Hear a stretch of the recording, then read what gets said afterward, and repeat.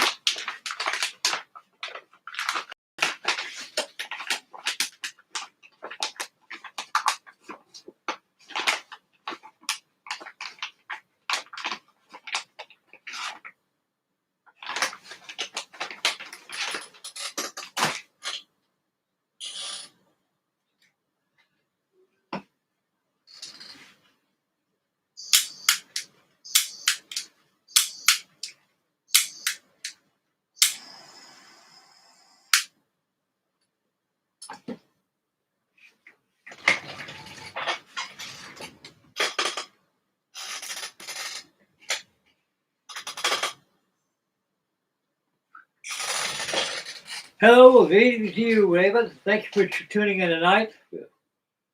We're going to lot to do tonight on the Halftrack. Spent all last night.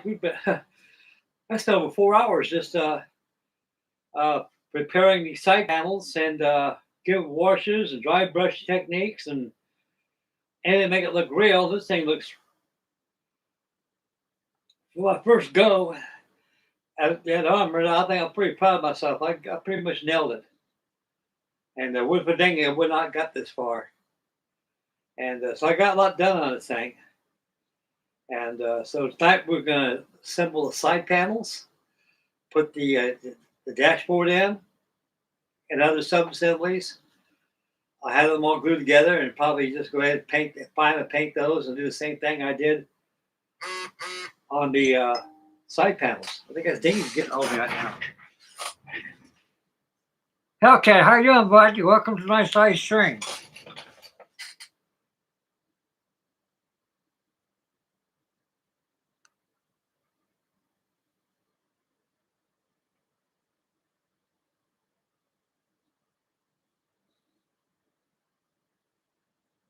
Nope.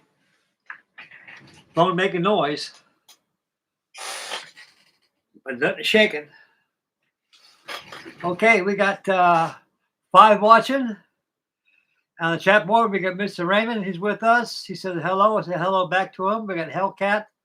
We got Wildcat 777. And he says hello too. And also Hellcat, Wildcat 777 gave me a thumbs up.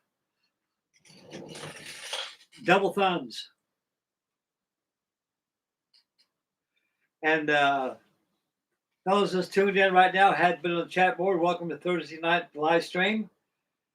Right now we're sailing and moving right along on the Halftrack. Last episode, we're going to go ahead and assemble the side panels. And I got other sub-assemblies that got to be put together, primed and painted as well. And yeah.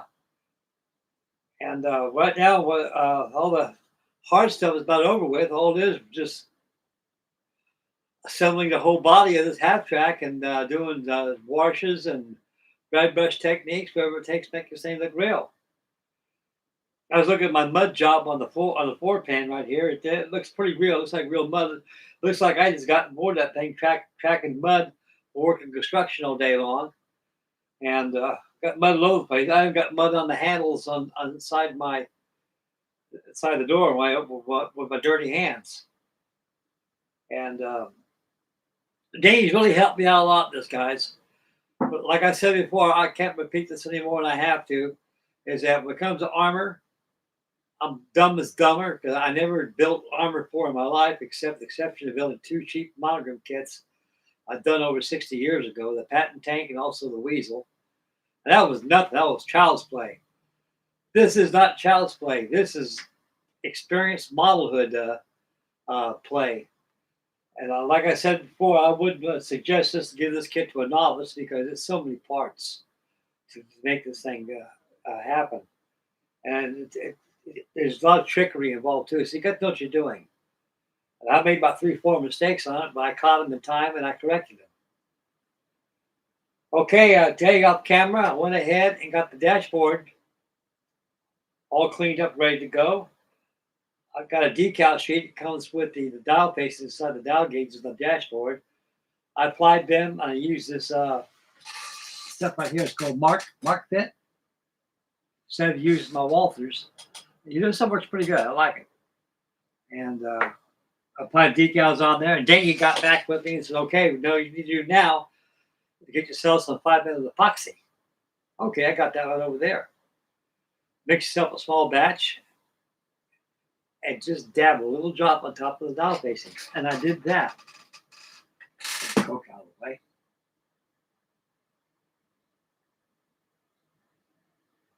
There it is right there on my dashboard.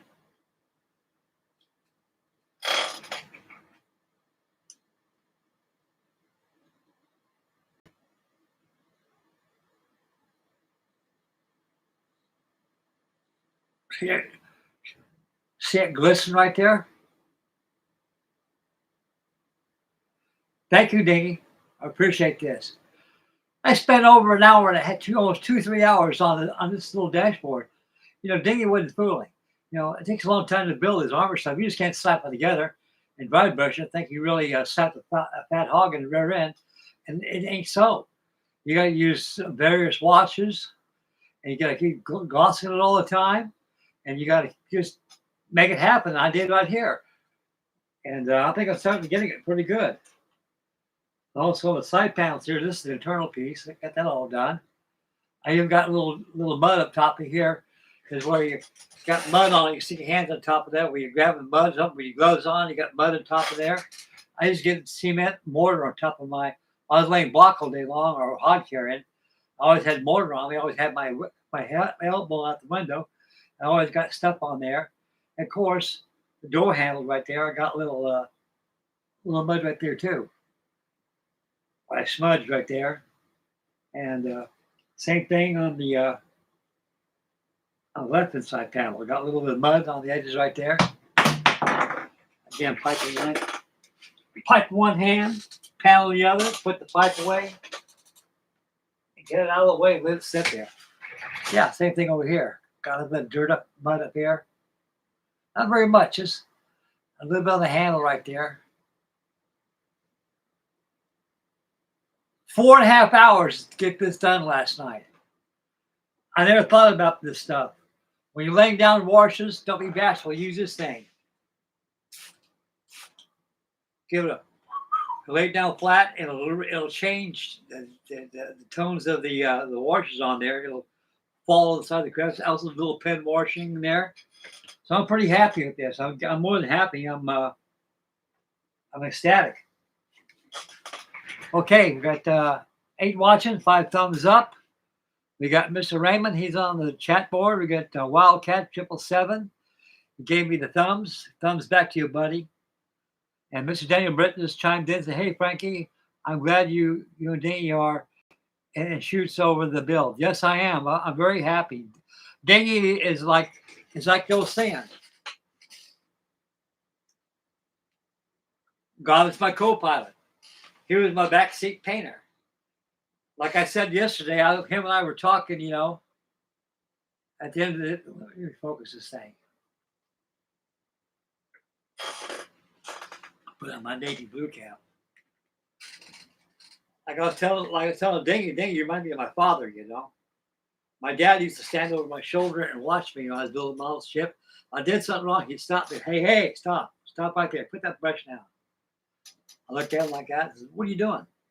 "I'm painting." "I know you're painting." But I asked him, "What are you doing?" "I'm painting these railings, Dad. It says silver in the instructions. You don't paint them silver." But it says so here, but it says, who are you going to believe? Me or the stupid instructions right there? That's the reason why they say silver railings on this. I'm talking about Revell kits. And because it makes it stand out more. You know how you get around that? What is that? First of all, get some brake fluid. I got some brake fluid out of the garage, took it, and put it on there, and got rid of all the silver paint on it. Now, what color is that deck? It's deck gray. Right. What color is the superstructures? Gray, Dad, haze gray. That's right. All vertical surfaces are haze gray. Horizontal surfaces like deck tops, tops of your guns, top of your photo nets, your gun directors, are all deck gray. Because when you're seeing from the sky, you see the deck gray, which merges with the color of the ocean. The railings are the same color as the ship itself, haze gray. Some are white, some are haze gray. The battle line of Pearl Harbor, either 5D, dark gray, almost like a dark hot rod primer, or 5S, dark sea blue. But during Pearl Harbor, the railings were white. Railings were white on battleships at Pearl Harbor at the time. After Pearl Harbor, they were the same color as what, Frank? Dark sea blue? That's right. So, Diggy helped me out a lot. I spent 4.5 hours yesterday, guys, on this thing, all last night. This thing came out superb. The old chef's kiss. Thank you, Diggy.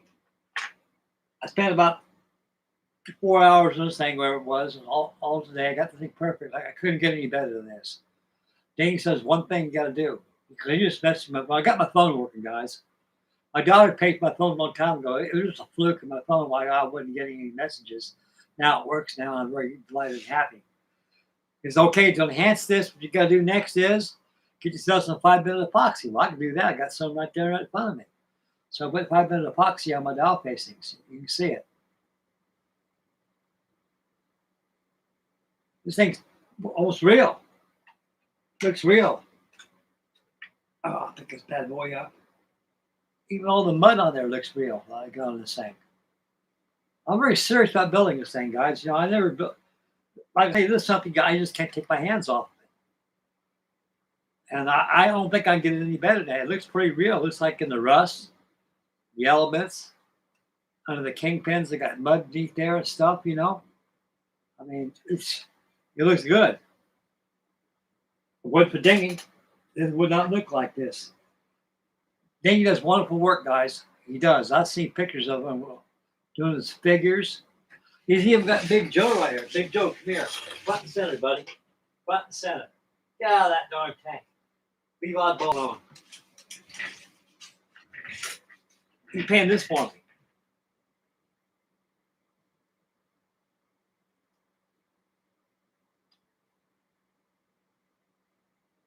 I'd be a cowboy inside my Halftrack. I'm wondering if I can, I bet I can do that. Trade dorsals with the kit, and that is his rump and his legs, everything in there. Because this is 1/16 scale, and this Halftrack's 1/16 scale. I just now thought about that now. It's a good possibility because you can do that. I used to do stuff like that with my plastic 1/4 inch figures on my airplanes. I just cut the legs off and change the arms around, repose them and stuff, you know. I'll bet you I can do that with this guy. I really don't know. I wouldn't mind giving the world, but anyway, this kind of work a Dingy does.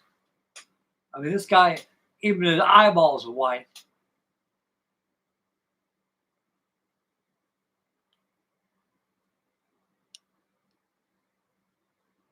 Okay, Big Joe, back in the tank you go.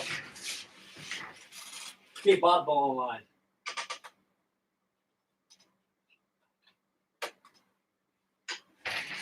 Okay, yeah. 7 watching, 5 thumbs up. And Daniel Britton said, hey, Frankie, I'm glad you and Dingy are in cahoots over this build. I am too. Dingy says, yep. And Model Student 20 says, hi, Frankie and all. Hello to you, buddy. Welcome to Thursday Night Live with the boys. We got Daniel Britton again. Says it shows up real well and it looks wonderful. Thank you, Daniel. What if you, sir, this kit would not be possible? This build would not be possible. And Wildcat 777 gives me another thumbs up. And Model Student 20 says, sweet scale, get all the detail. Awesome. It is, buddy. The bigger the better, the more detail you can put into it. And I never think I never heard of this fellow who come from Portugal. He's Yellow Polarities, Force 19. Hello, here from Portugal. Hello to you too, buddy, and welcome to tonight's live stream with me and the boys and the M3A1 Halftrack. Welcome, buddy. Hi back to you. Hey, Britain said everybody likes Halftrack. Hey, they sure do. Yeah, phrase 419 says it does look very well weathered. Thank you very much. Danny Shell says, problem is, Frankie, the hemlong figure is not good sculpture. You're only as good as a sculpture. That's right. I agree with that. So what he means by that, you use the figure in the kit.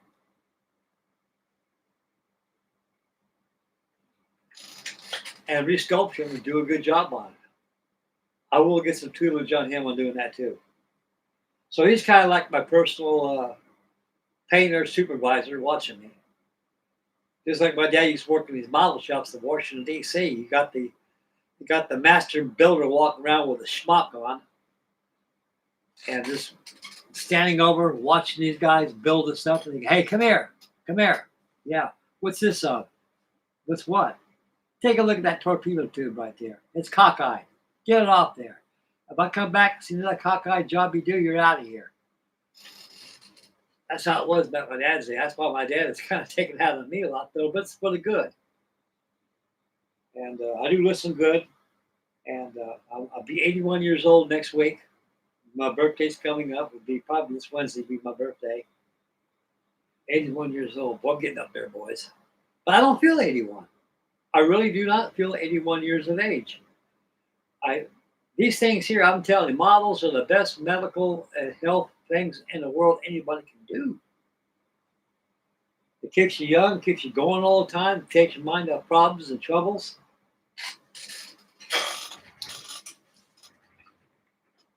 And it's good stuff.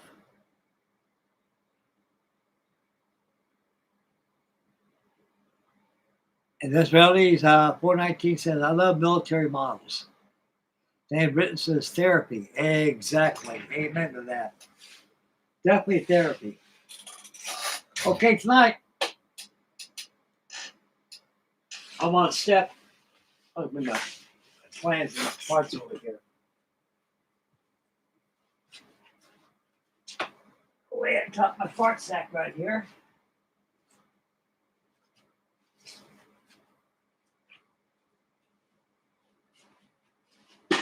Okay, I'm on step 32, right about here. So I get these panels done, also the dashboard up here installed. And I'll move on to, I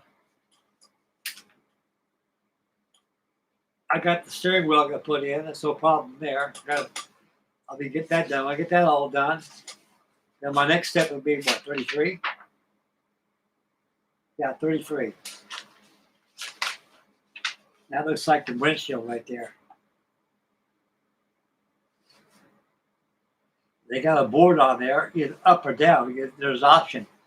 And I imagine if they're having a artillery coming like that, they just close down that hatch right there. I mean that cover.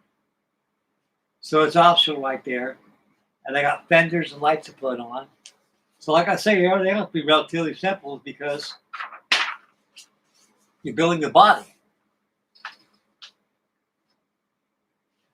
And we'll get started here in a couple of minutes. Oh boy, those dials sure pop up really good. Oh, I say, that color epoxy works good.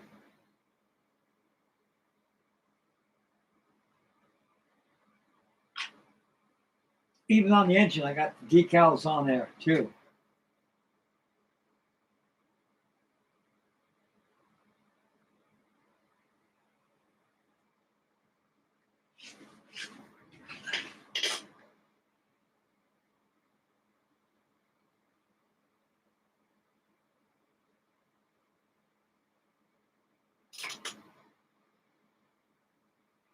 And Hippers 419 says, Mr. Frankie, can I see the tattoo on your left arm?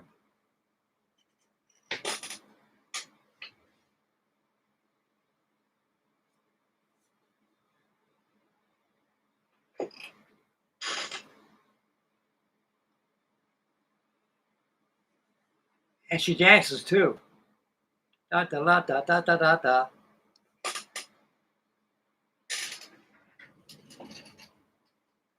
Got a hula girl. She dances also. Got my Flying Dutchman.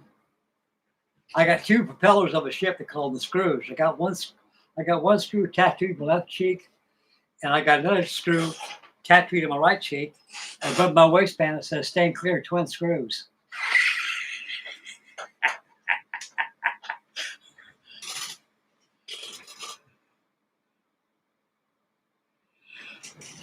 I got them in Singapore, Hawaii, Long Beach, San Pedro, Japan. I got them on my legs too. And yeah, I was to get more tattoos on me though, but I figure I was tattooed enough as it is. And so to get tattoos in the Navy, because you were not allowed to get them to your back in my days. I was no China sailor. Back in my days, to get tattoos in the Navy, you had to ship over. On your first, after your first enlistment, when you enlist again, then you get tattoos. You can't have any tattoos on your hands. You got to keep your neck all the way down. We had this one guy. Let me tell you a story about. I think I told you guys this story, but this is funny as hell. But you guys get a chuckle out of this. Let me show you something. I was standing both Spain and watch. I was in the pilot house, and my leading the deck officer, the OD, came to me and says, "Day, yeah, go down there and wake up the release. Get it prepared for the 4 to 8 watch." I said, "Yes, sir, can do." I went down below into the compartment, and I had my little flashlight. You ain't allowed to touch nobody when they're sleeping, because some guys come out like this, they're not responsible for their thoughts. So you take a little flashlight and you shine them. We got a compartment. Hey, Cooley, you got to get up, you got next watch. Okay. What time is it now? Got 15 minutes to be up on your watch station. The Elmsley, yeah, wake up, got the next watch. What time is it? You got 10 minutes. Get up topside. Okay. Hey, got time to get mid-rats, get your clothes on as fast as you can, and hit the galley, get your mid-rats, and go up there and attend your station. Where's your watch at? On the fantail. We'll take your sandwich with you. We got to go. Get up there. I says, where's Crawley at? He says, I think he's in the mess decks. I said, I'll go there and get him last. I'll get the other guys up on the watch. So this one guy, his name is King, Albert King, comes from Eugene, Oregon. He was laying in a fart sack like this, sleep. Not even look like he wasn't breathing. I come up and take a flashlight and flash in his face. Hey King, get up topside. You got the next watch. He didn't wake up. I looked at his eyes, and his eyes were like open, but they weren't. They were tattooed outside, like here. How he did that, I don't have a clue. When I saw his eyes open, I thought he was deceased. I went to the mess decks and got a hold of Crawley. I said, Crawley, got the next watch. You got 5 minutes, got to toss. I'm getting some mid-rest right now, so I'm down here. Okay, fine. Get your watch station. I ran to the pilot house and said, sir. They said, King, I think he's dead. What? How you know? He's laying there with his eyes open. He's not even breathing. Oh, Jesus. So he went and got Chief Postmate. He got Chief Hill. Chief Hill called, what happened, Dave? I said, Chief. I says, I try to wake up Crawley. King. King is he's laying on his back with his eyes open. He's dead. Let's go down below. Go down there. Turn on the compartment lights. And I go, hey, it ain't readily yet. Hell, I was waiting for a 2-day pass. Go back to sleep and you'll have a 2-day pass. Hey, shitbird, wake up. All of a sudden he went like this with his eye. She goes, what the hell? Close your eyes. Close his eyes, you see 2 eyeballs right there. Open your eyes. Chief looked down and goes, I'll be damned. I've been in this Navy for 32 years. I have never seen anything like this in my life. Shitbird Young report for destruction of government property. What made you do something like that? You got the watch. Get your clothes on, get up topside. He wrote him up. I don't know what happened to it after that, though. I'll tell you one thing. I don't know. That had to be painful. Because they got those little needles like that. You know, it must have probably stretched out his eyelid scan. Oh, I don't know how he did that. But it was, I've never seen anything like that in my life. Yeah, I want to be like Popeye, all right. Hispanics 419 says, which ship you're on? I was on 7 ships and 1 PBR. And I tell you, the ship's the man. Daniel Britton has written something in here. I was woken up one time on the lifeboat by my shipmate sucking my nose, and I bunked I bunked in the torpedo room. It sounds gross, but it was a crew member felt accepted. I felt accepted. You're so kind of great. I used to ride the propeller shaft one time. Okay, get back on ships. I was 7 ships and 1 pipper. I joined the Navy back in 1962. My first orders were, after I got out of boot camp, I had to go to San Diego, next right across the Hollywood Marines at Camp Pendleton, Naval MTC Training Center. I was there for 9 weeks boot camp. And I got out, and I had my orders to report to Cameron Bay. Now, where the hell is Cameron Bay at? And I found out it was in Vietnam. Then I had a PBR 12, was the name of my boat. I said, what is a PBR? That was a PBR. I don't know. If I can go down to the library and get James Fighting Ships, we'll find out exactly what the PBR is. It was a patrol boat, it was a pepper, patrol boat 11, 12. And, oh, Jesus, Frank. You're on that damn river out there. I mean, I'm out in the river out there with, you're attached to the 3rd Marine Division. I was on that for, 16 months? 16 months in country before I got my leave. I was on a pepper, attached to the 3rd Marine Division. We steamed all the way to Nantoy, Daegu, Cameron Bay, Da Nang, and Ronkep Bay, all through there. It used to be USS Tulalip used to be out there. It was a converted Liberty ship. It was a repair ship. We used to go out there and pick up personnel from there and take them back to shore. That was the worst duty I had in my life. And when I got out of there, I went home for leave. Then I got orders to go aboard a carrier, USS Oriskany, Essex class carrier. Went aboard her. I was boatswain's mate 3rd class. And I was in the 1st Division. And I was aboard that ship for about a year. And I got off her and I got transferred to the Coral Sea. That'd be my 3rd duty station. And after that, I went aboard the USS William C. Law, GD 437. It was a Gearing class destroyer. I was boatswain's mate 2nd class at the time. Then from there, I was a pumper. I was an Oilers, like right here.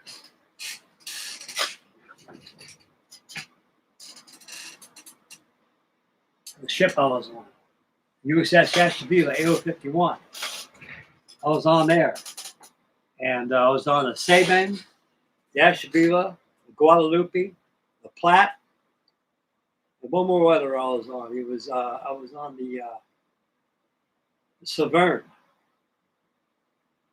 And that was on 7 ships, 1 PBR, and I think one of the best duty I ever had, I was on a white tee, a yard tug. I was 1st class boatswain mate then. So I was ship's boatswain.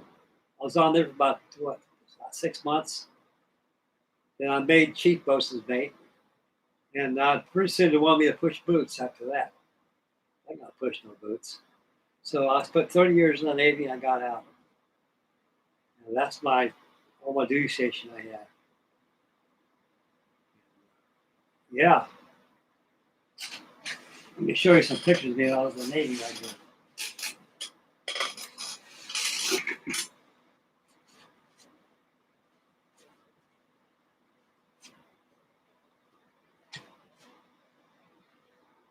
What was there? Where the hell I put myself now?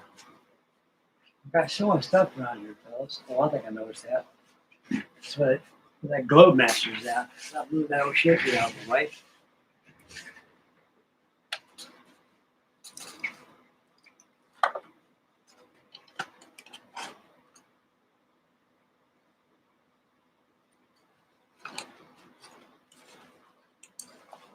Where the hell did I go?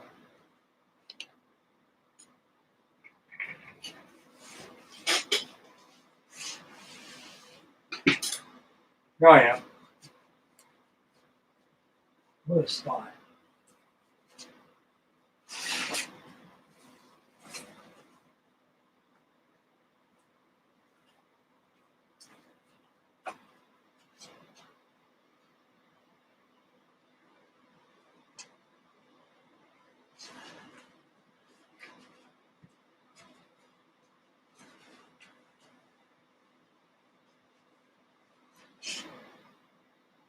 I just made third class bosun's mate.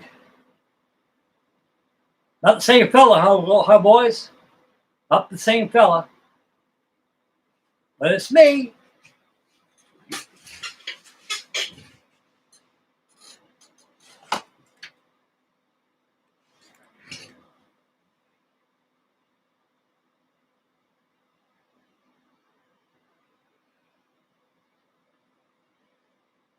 And everybody said, I got anchors because of Popeye. Well, I think we all do. We all got our Popeye the Sailor anchors. Yep. We're all Popeye here. My grandson asked me, Papa? Yeah, son. He goes, what kind of Navy was Popeye in? Popeye was the Navy. He was a merchant sailor. You know something? Popeye really did exist. Oh, he did? Oh, yes.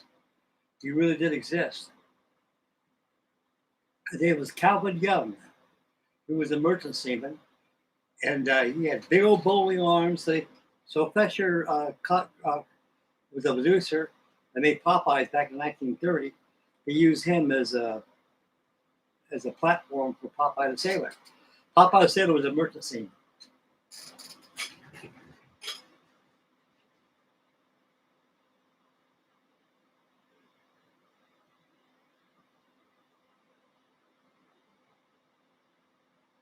Oh, I got a lot of stuff going on here. Daniel Brett said during the war games in the Indian Ocean, we sank the Enterprise. We shot a flare up on our deck, signaling a torpedo hit. Yep, that's how they do it over there for war games. Yes, sir. The Brett of these 10 says, they say bad decisions make good stories. Yes, they do. I got thousands of sea stories I can tell you guys. MJ's 419 says my favorite ships are the Iowa class battleship. I like them too. I got the USS Iowa back there, 1/200 scale, and that's where I got some tissue or something, tissue toweling over it, keep the dust off of it. And Raymond says, I'll be back. Okay, Raymond, we're waiting for you, buddy. Daniel again says, after getting tattooed, we sit at a bar named Popeyes where I and my buddy were sipped the Mickey. And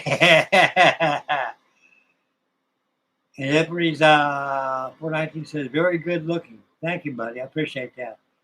Jerry Scales Model says, that's a nice photo, Frankie. Thank you very much, buddy. That was taken a long time ago, boys. I'm not the same fella like I used to be looking like. We all change as we get older in life. And Hypog's 410 says, I'm from the 80s. I always loved the cartoon. Yeah, we all grew up with Popeye, you know. And They had all kinds of Popeyes. They had the my son-in-law. He loves Popeye the Sailor. He watches. That's what he asked me. Was Popeye the Sailor the Navy Papa? Says no, he wasn't.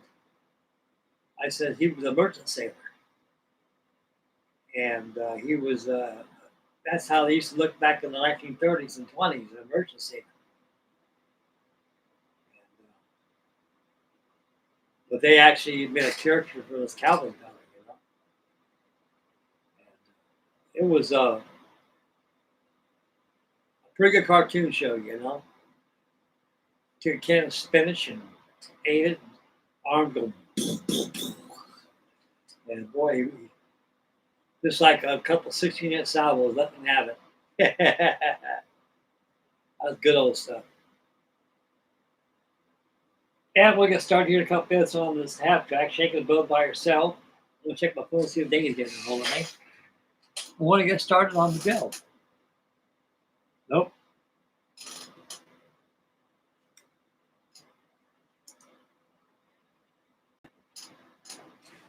Okay, guys, we're going to start getting the thing going right now. Get the side panels on here and glued on there. Let's get warm here now.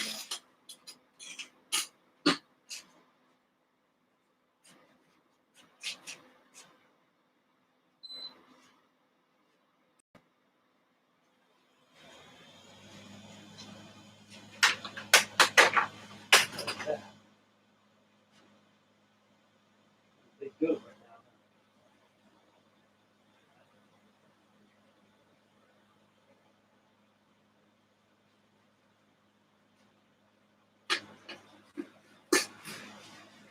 Okay.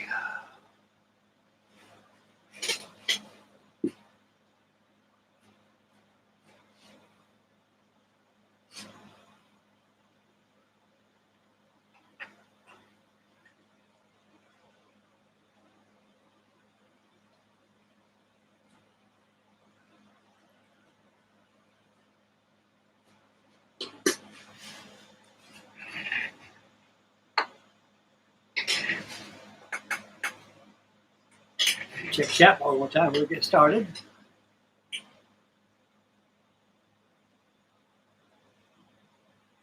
It sure was.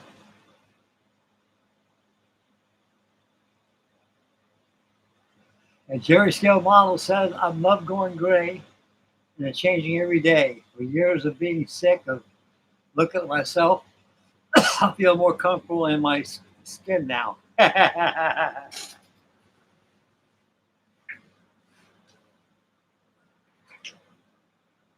Okay.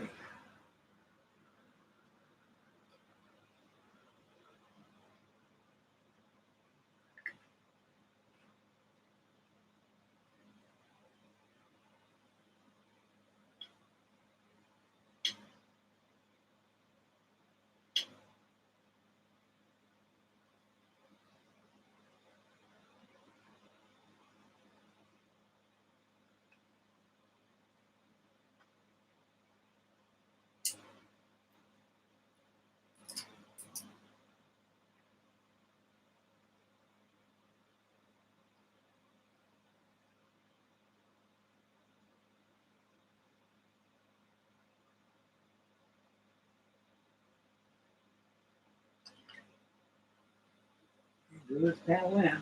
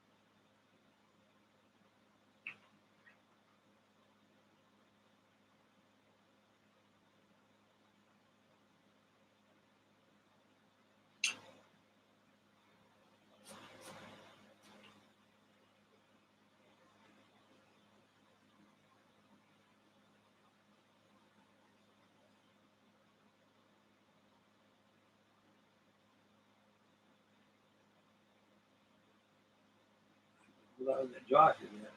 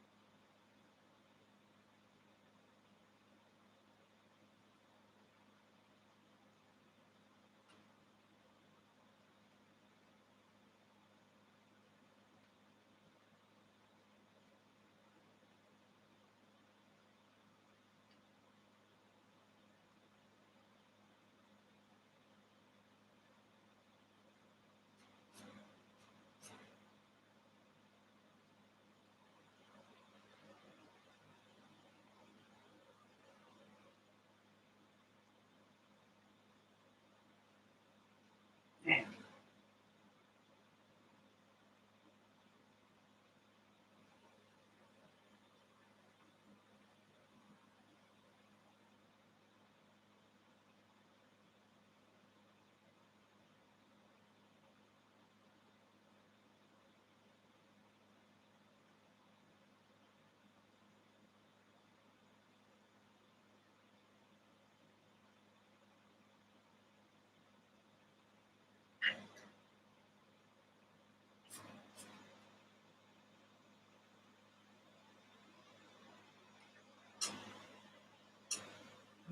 all that place.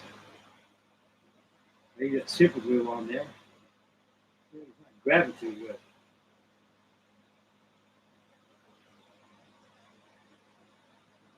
It's coming out.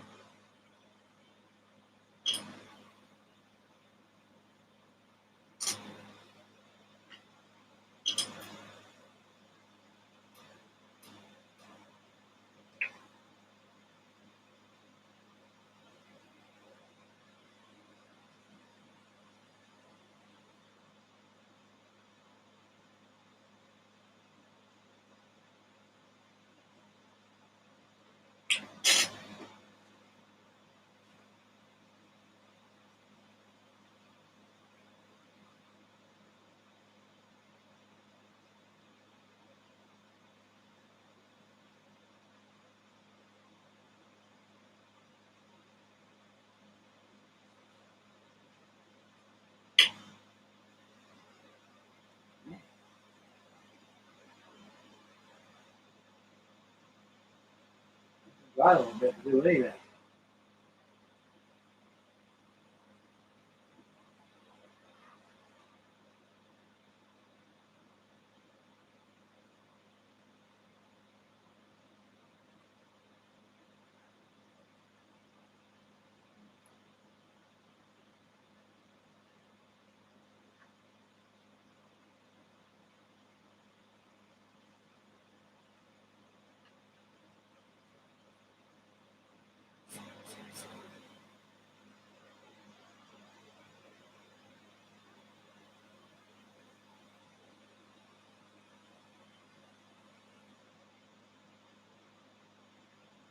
Yeah, a whole lot of time.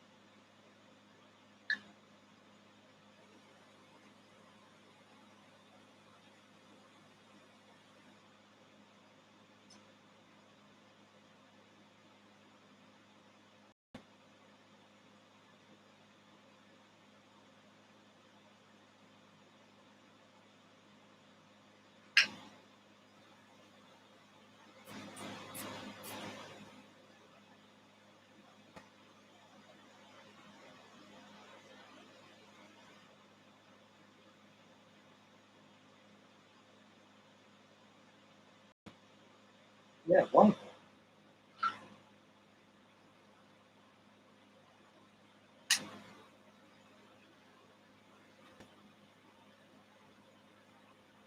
Get in there, boys. Something like half track now.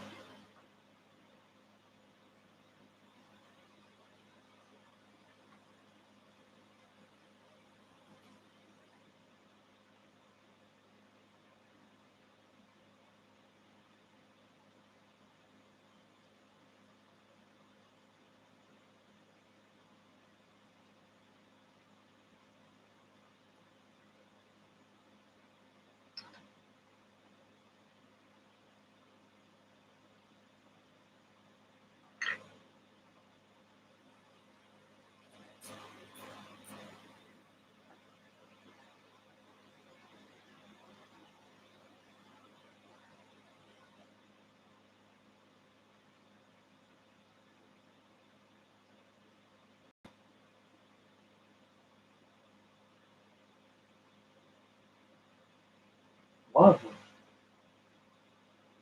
It's in there. It's like Magoo. It's in there.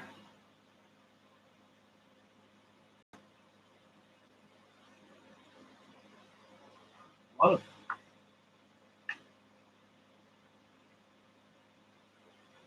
In there.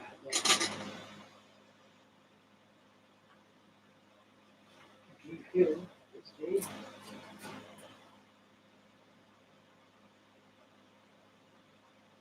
Screw that.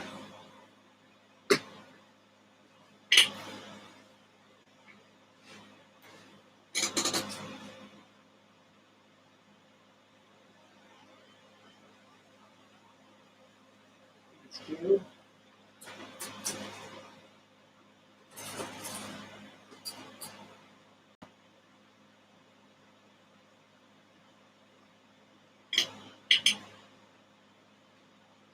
It's Q. M.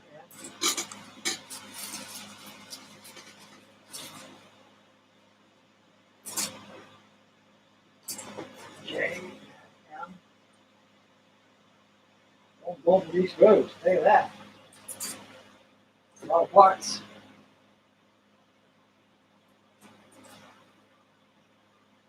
E. L. It's got the G here. What that's called now. And I guess G here. H. Here's G right here.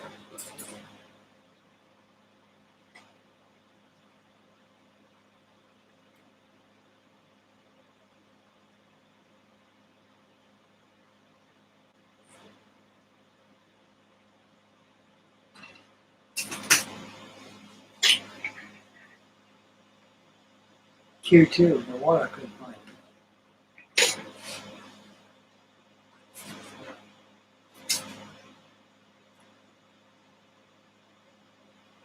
H.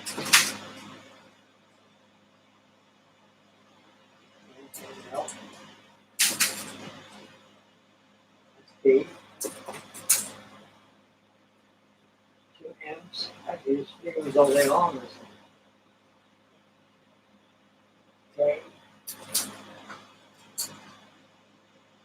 J. N. L. Is Q. Yep.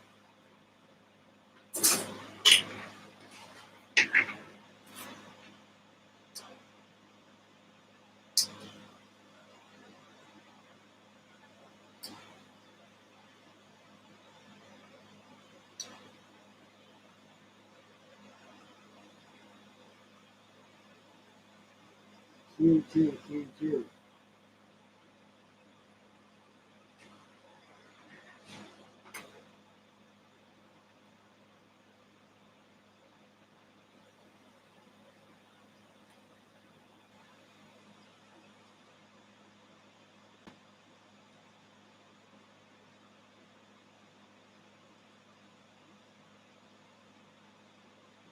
Here.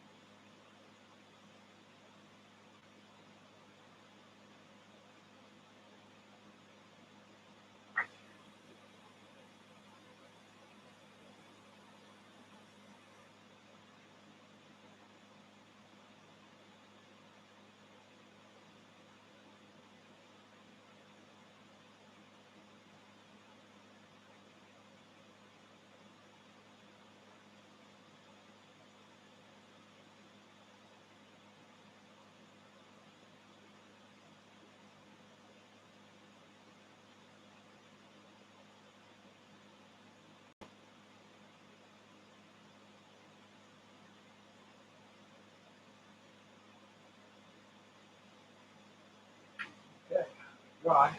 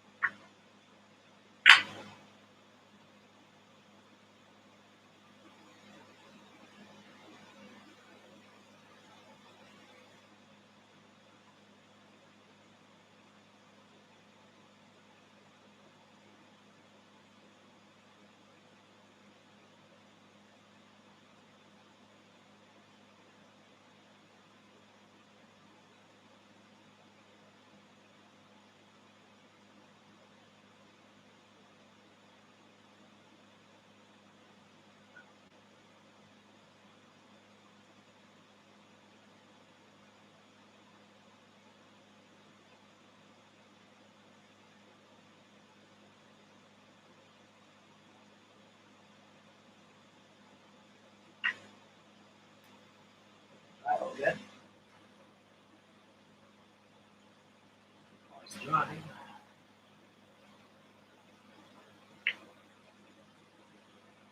Actually,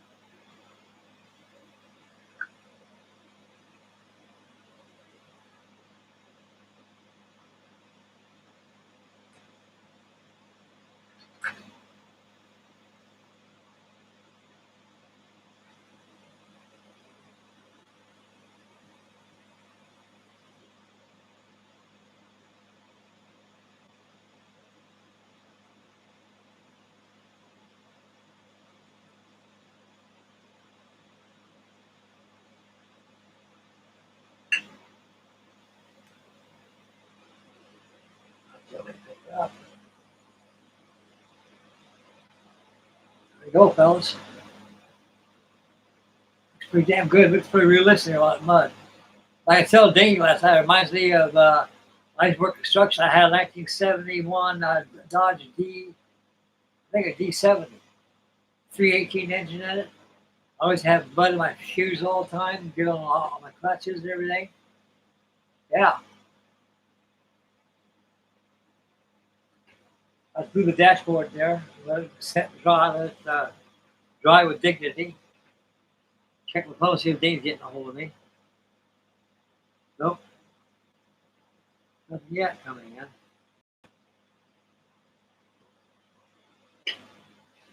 Okay.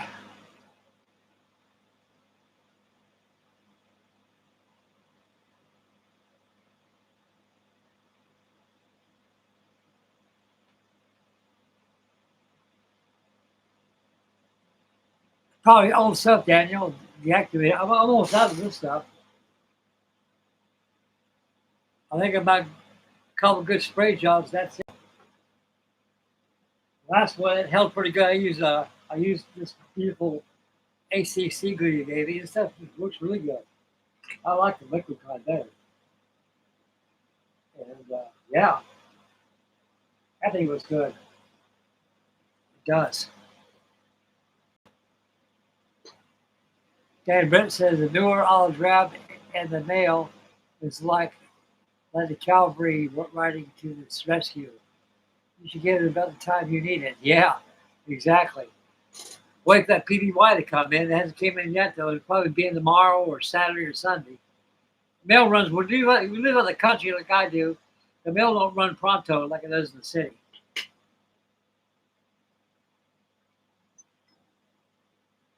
And Daniel Britton says, too bad you have to hide that frame. It's one of the best features. Yes, it is. But you guys know it's there. I know it's there.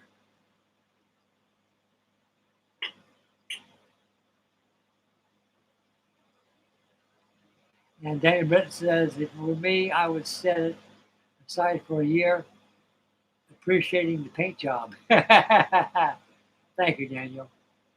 Again, Daniel says, Nick's 132 scale plane, Frankie.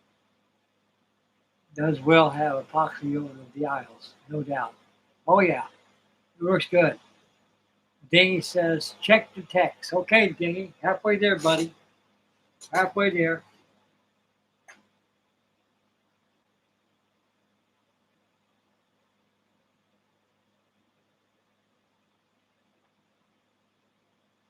Thus, that steering wheel with odd mist from the distance.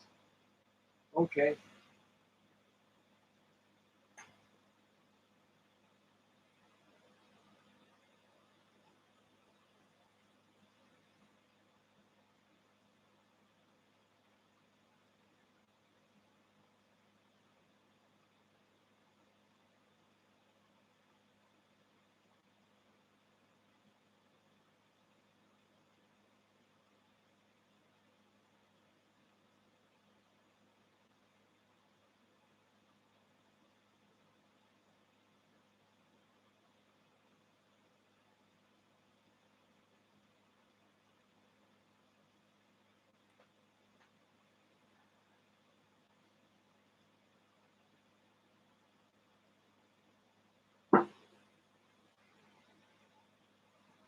Okay.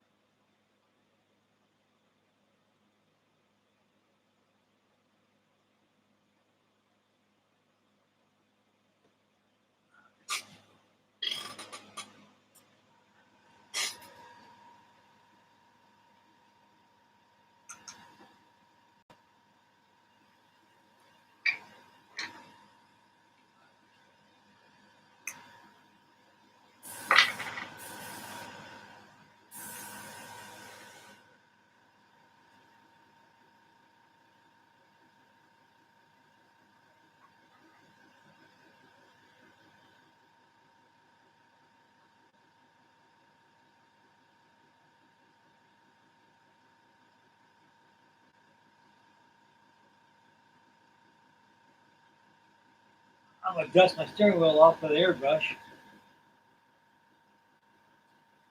Take off, tone down the black hair, the black of it.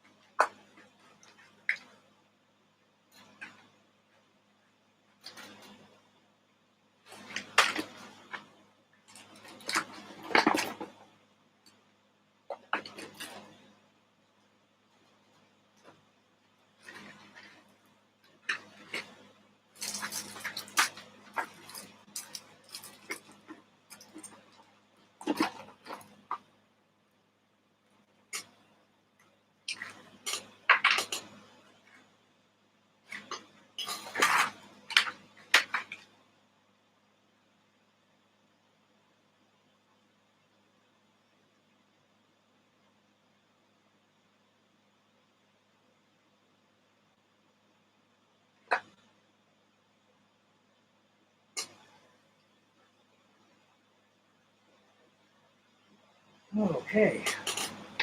Check this out how it works.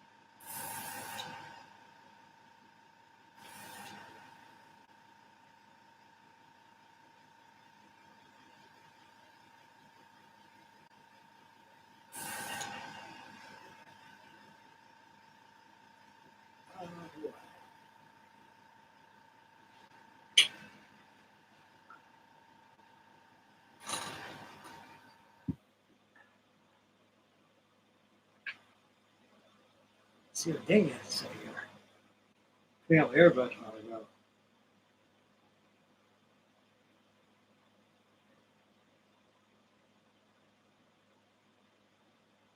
Okay.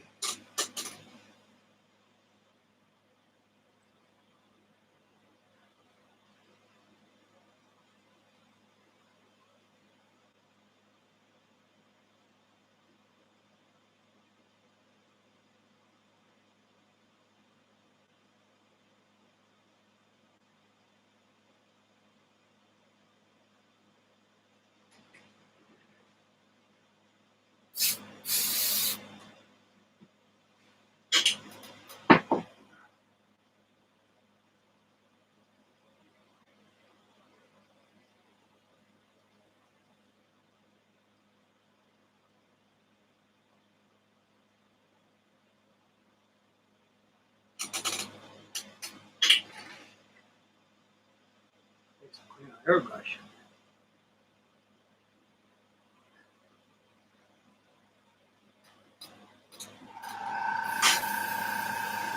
Good. Good. All right. Put that brush back over here with Mom's.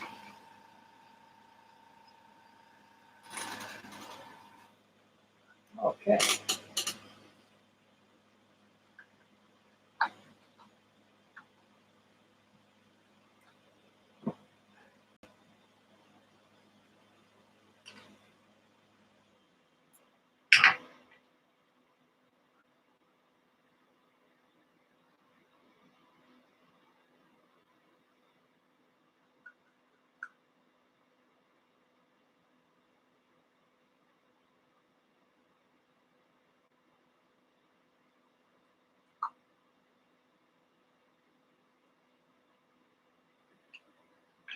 I'll grab the steering yoke.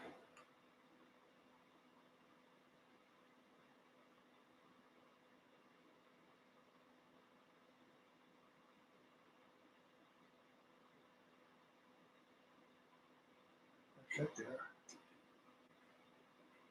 So I was waiting for the camera a little bit, guys. I was cleaning up my airbrush.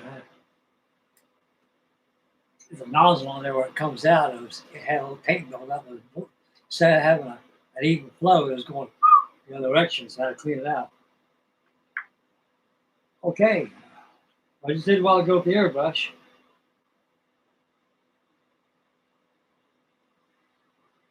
I toned down the black by using a lot of drab on there. It was too degross. It was too black. Let it dry. I'm going to install it. I got more goodies to come up to. Okay. Let's see here.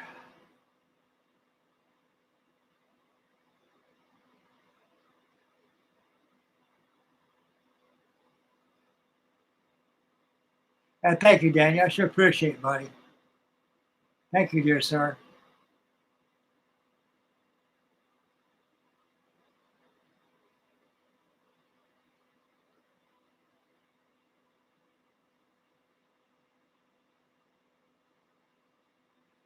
Jerry Model says hi to Daniel Britton.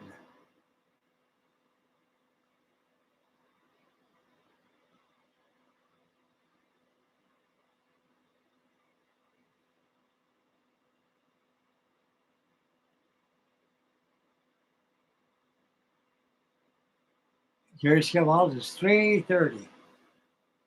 Must be the morning or the afternoon. Okay, let's get going here. Like Stuffy Smith always said, time's a wasting.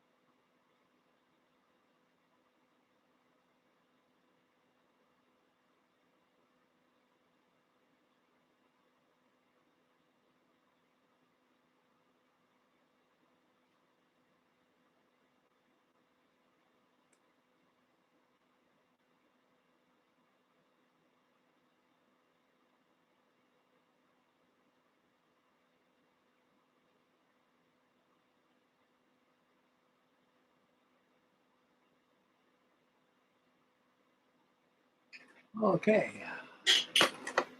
All righty.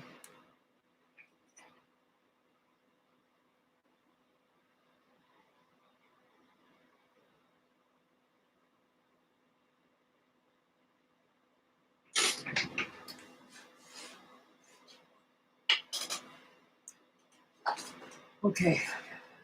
Stove.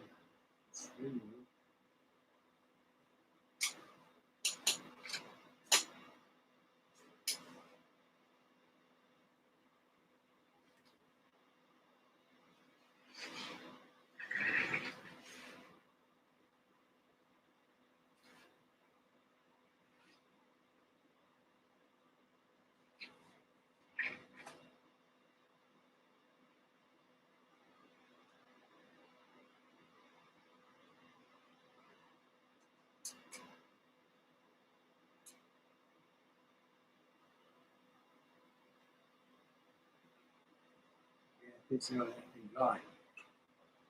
When it's drying, I'm going to get the assembly going. Okay, now we're in step 33. I think we are now.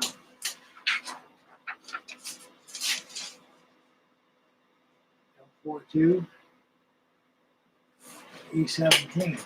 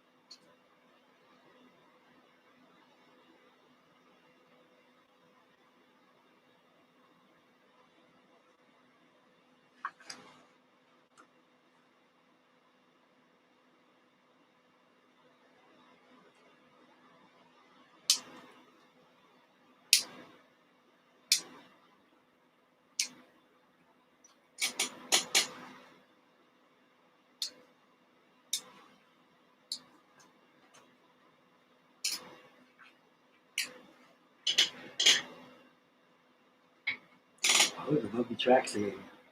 These are vinyl tracks here.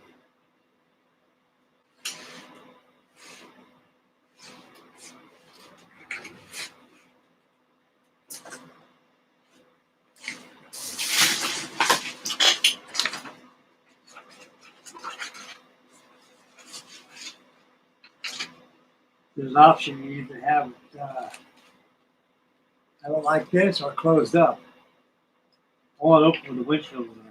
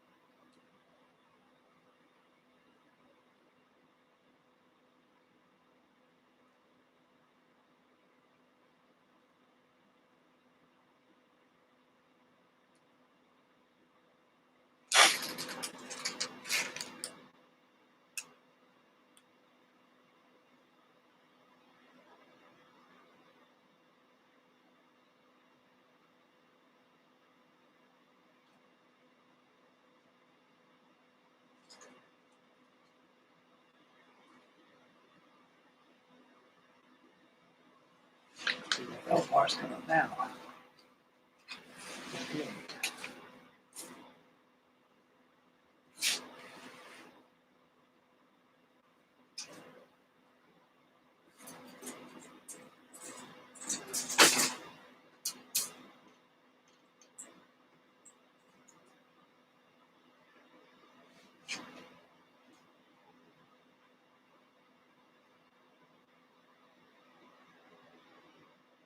L10s.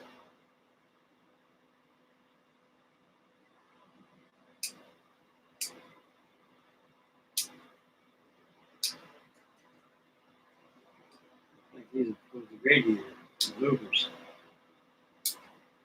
These options close or open and have them open.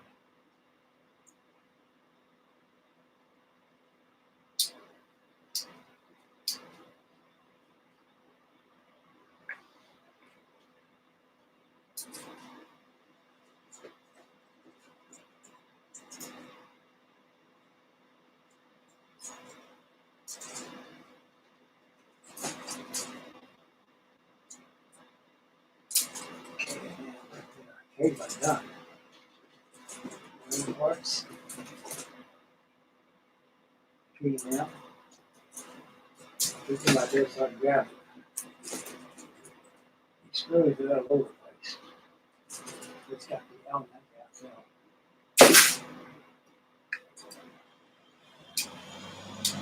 Four of them.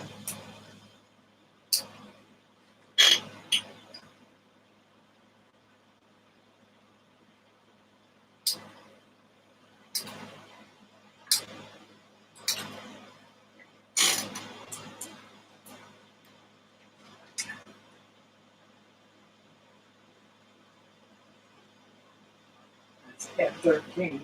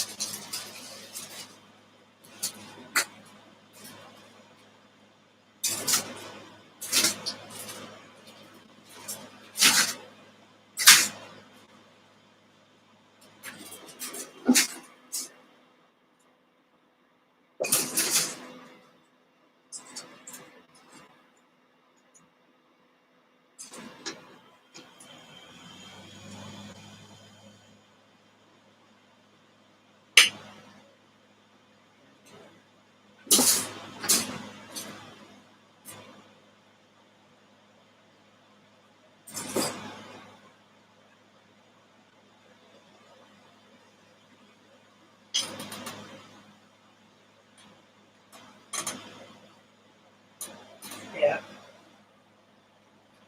13. Yeah.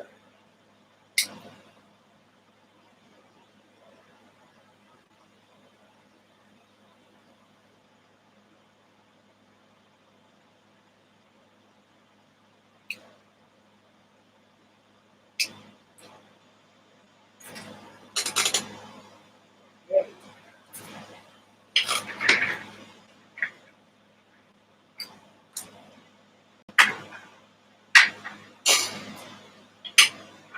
This paint's over here out of the way. It works out to clean the kind of steering over here. I'm running out of that stuff. Running out of the accelerator. I got one couple good scores of that. It's done. It's done.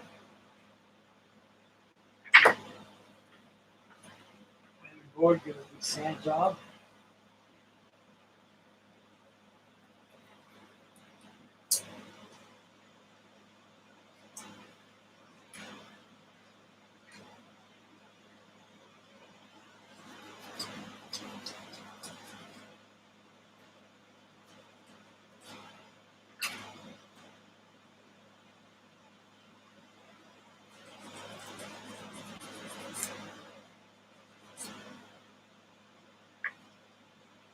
Shut it over here.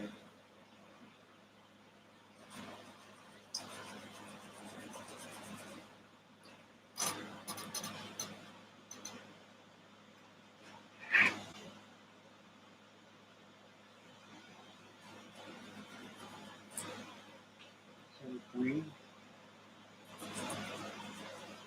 Clean.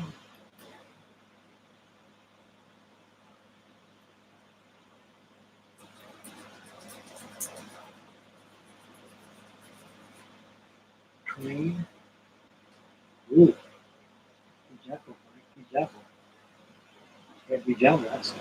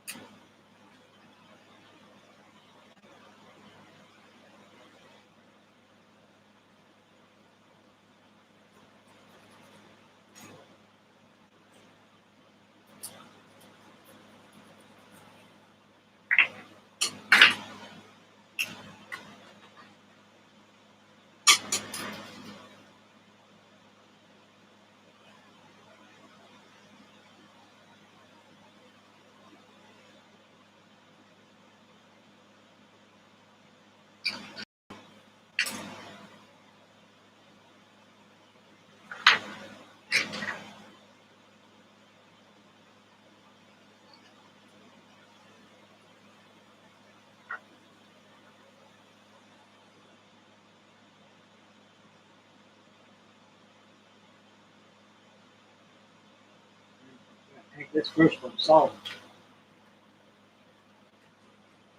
Okay.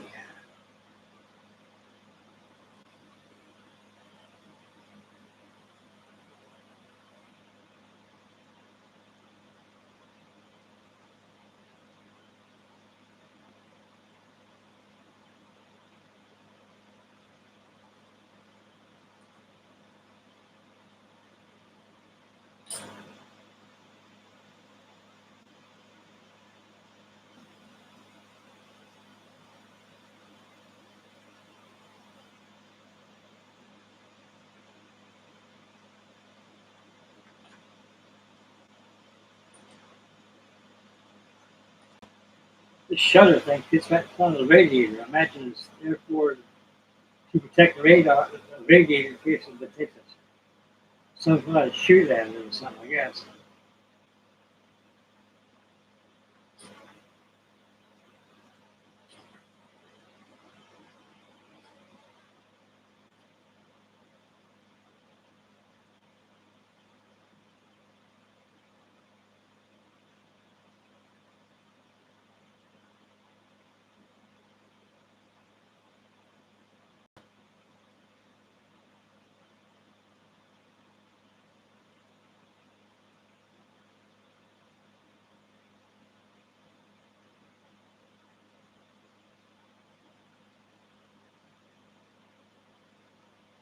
Where to go?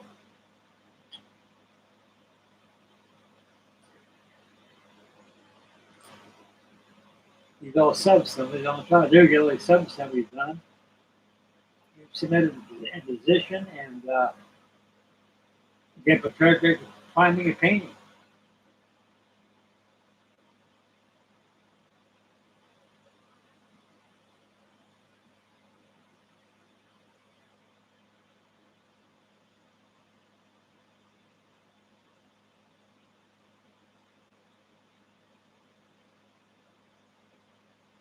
Ooh.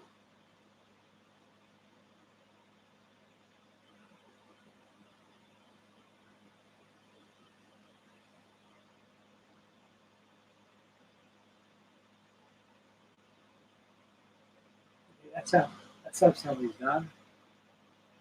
Put it over here out of the way. Move this stuff out of the way. We're gonna get some coffee in a few minutes, fellas.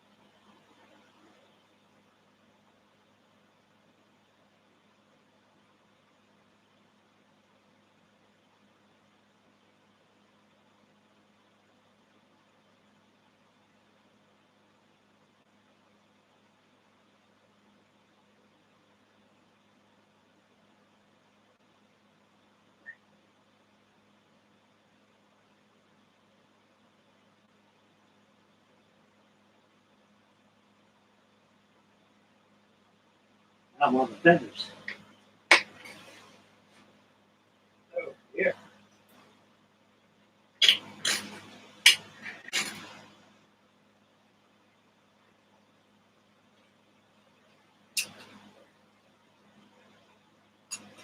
I see pictures of the Halftrack. Right on top of these fenders look like they got some kind of a tarmac or something on it, or a tent. And Big's going to show me how to fold paper towels, make them into tarmacs and tie them down. Something else I got to learn. If I'm going to be involved in armor, I can get all these tricks of the trade I got to learn. So far, I'm learning a lot now. Normally, I'm an airplane ship builder. I know I'm way pretty good doing that, but this is a whole different ballgame for me. So far, I'm doing a good job on it, they say.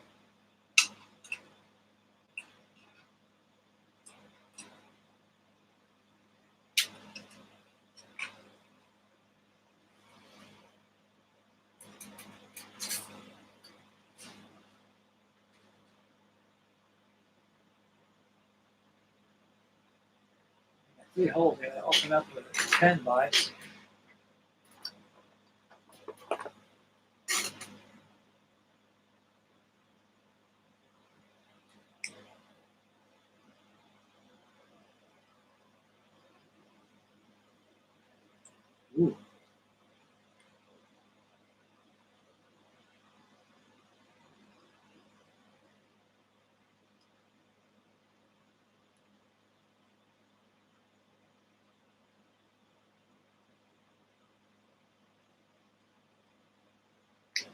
about 3 holes in these fenders. That's where headlight guard pick goes on it.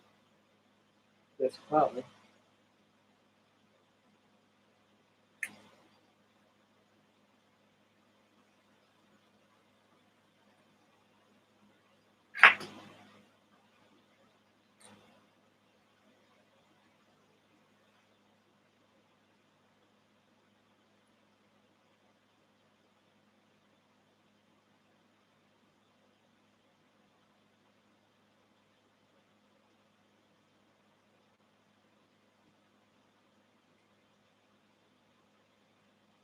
I don't know what's there.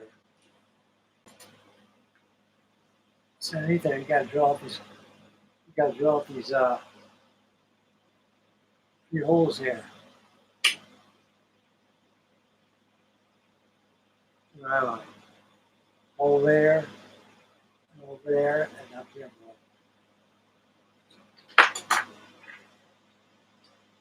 You got parts to fit in there. I bet that's an option thing right there. The reason why it's sealed.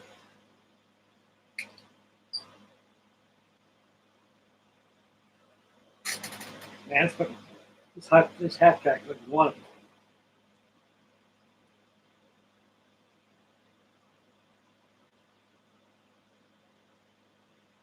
I've been on this thing about 6 days now.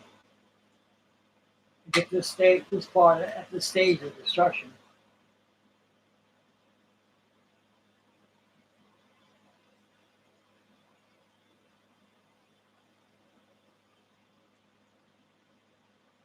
You're gonna tip your number 11 blade very gently, just kind of twirl around like that. It cleans up those holes, make those parts fit good. Okay, got those done. Step 33, it says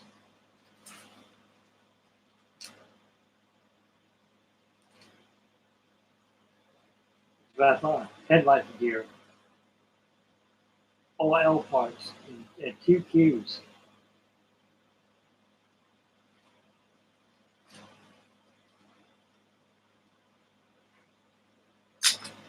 Okay.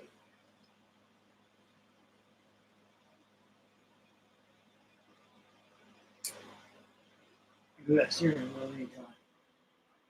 But now I'll move this out of the way so they can keep the book here, my instruction book, so I'll be able to get the call out parts and glue them the same. Okay, I got how many key parts I got? 2Q27s. Right in front of my mug. Right in front of my mug.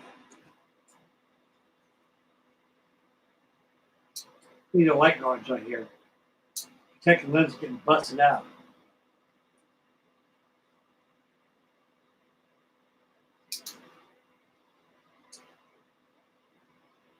That's those holes are for.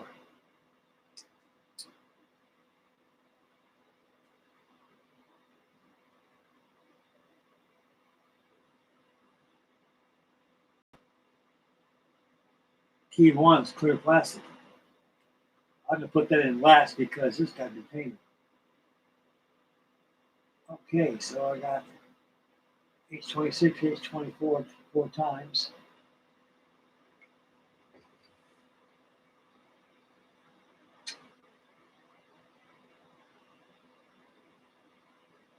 That's that.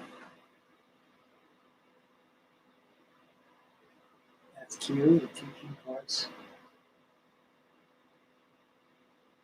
H and F.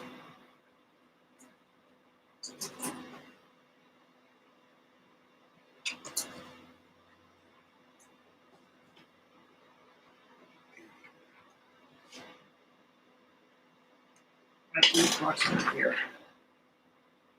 One's here. There. L34.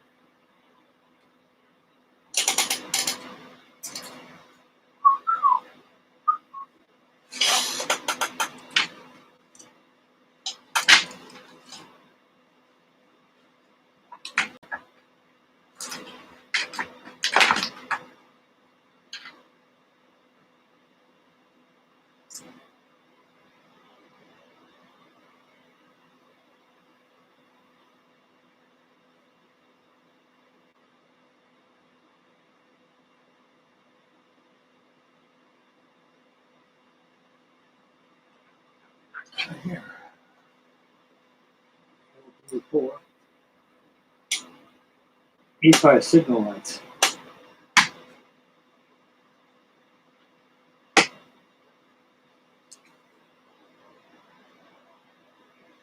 Here.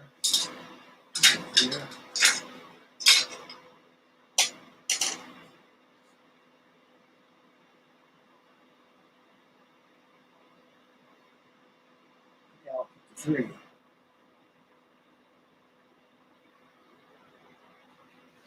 here, you need 2 of those.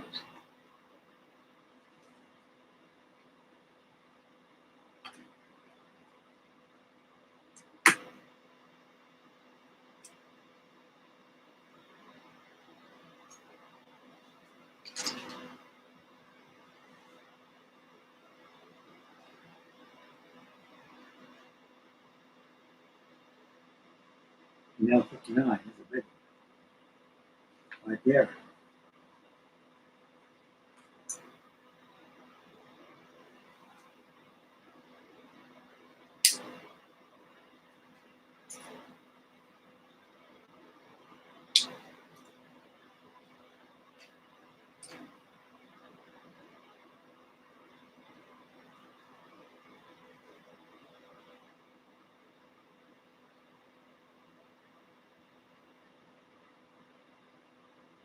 Two H's now.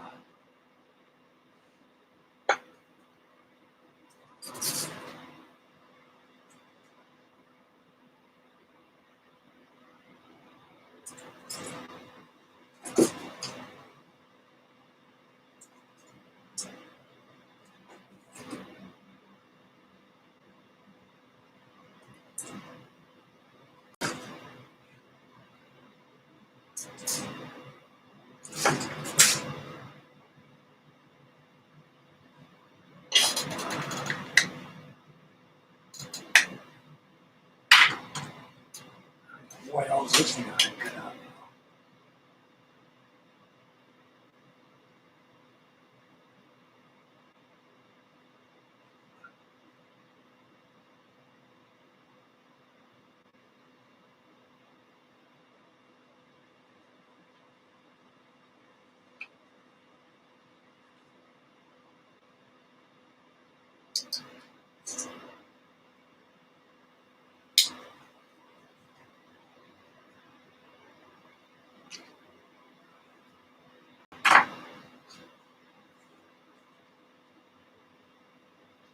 Four, 3.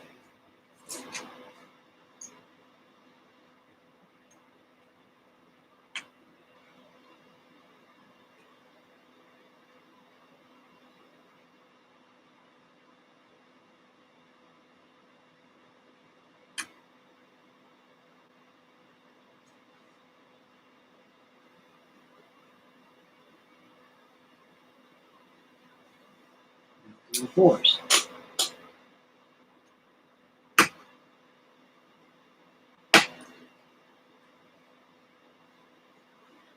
Here.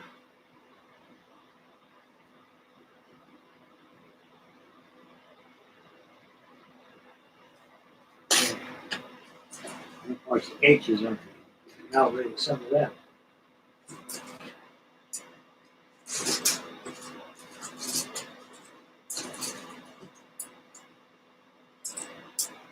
Here's H.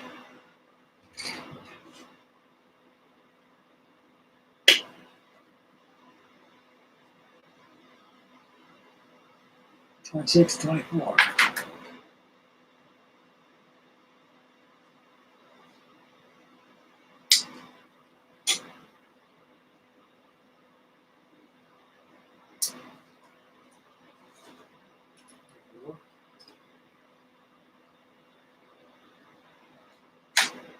Six right here.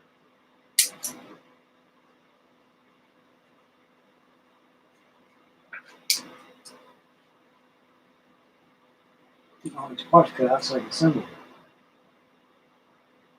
Ain't quite certain I don't bump them if we go up, they go all over the damn place.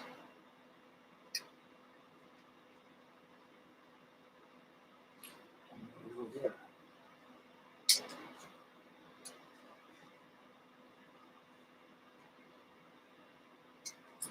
I finish this brute. I'm about ready for a tank. I can have a tiger tank. First, I'll be sold on armor. Okay.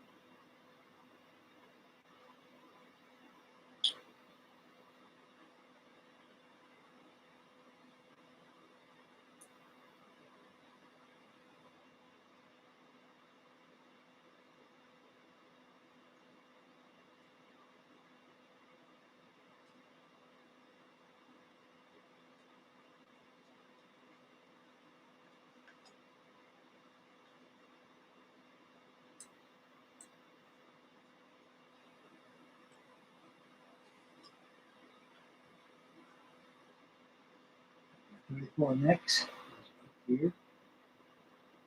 There's one here.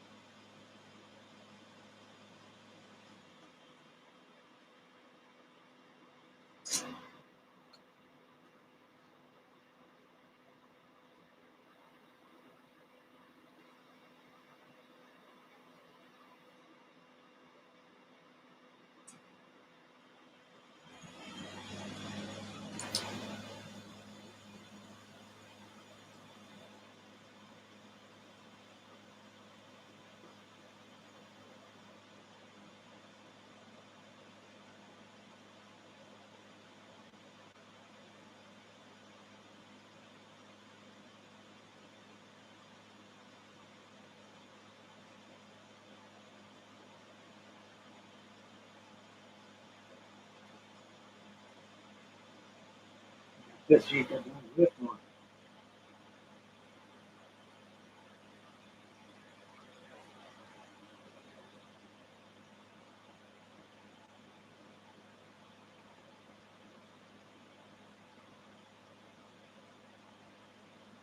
Good.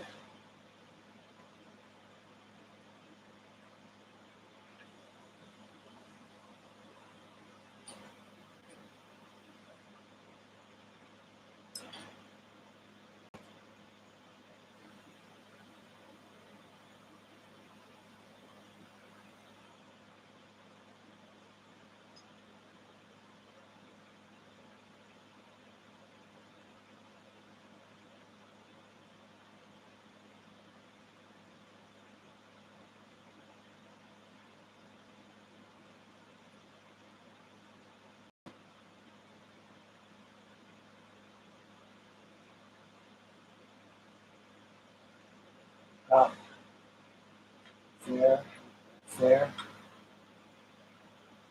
Now I need to clean up these lenses here. Screw up there.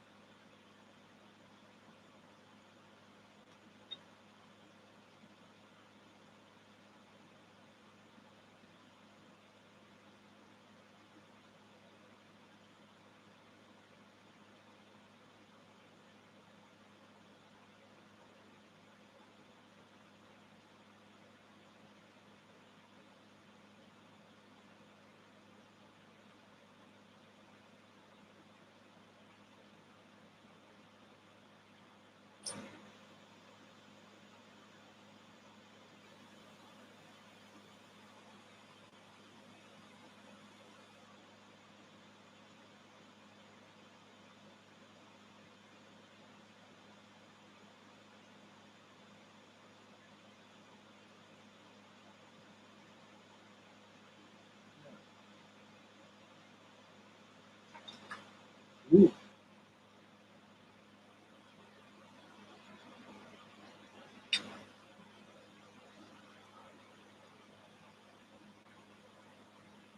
T1, that's clear. So I'm like, I put the clear on last because I got to paint this thing. I don't like these lens covered with paint. Same thing with windshield there. I mean, good windshield give an option you close or open.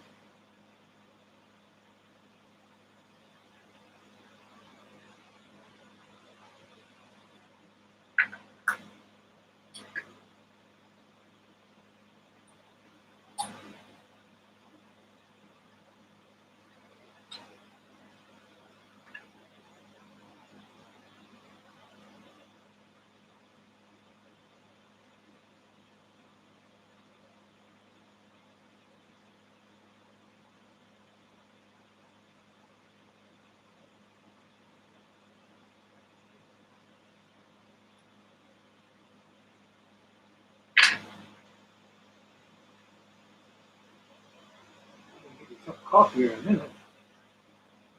So make sure that this thing is assembly done here. It's got the headlight put on there, the two brackets. Put it on the side of it, let it dry, and applying it and paint.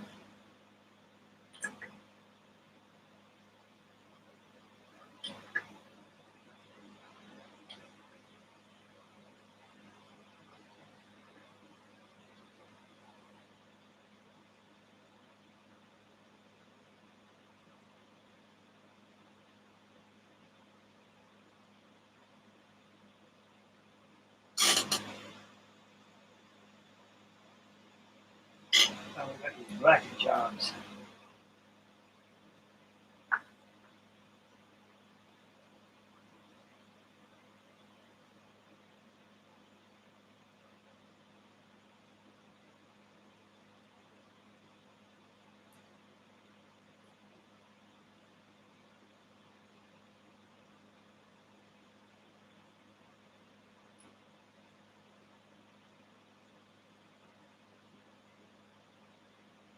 I was watching 30 Seconds Over Tokyo today. They sure cut all that out in that movie with TV. I seen the whole movie when it first came out. I was only about, how old was I when it came out? 1944? I was a year older than me. I watched it in 1947. Went to the drive-thru and watched it. They cut about an hour and a half out on that movie. All the love stuff, how he meets his wife and everything, a library and things. They just cut it off now for TV, and the rest of it, I think it's lost. I do remember singing. This goes.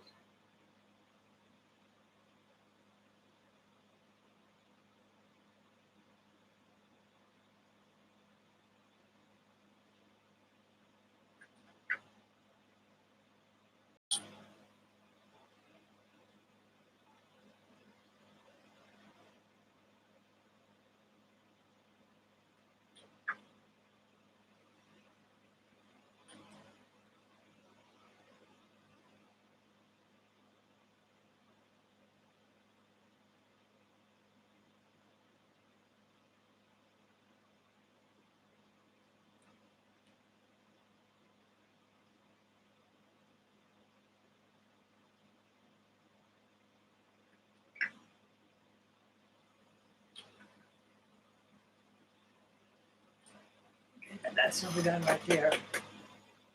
Two brackets on the other side there.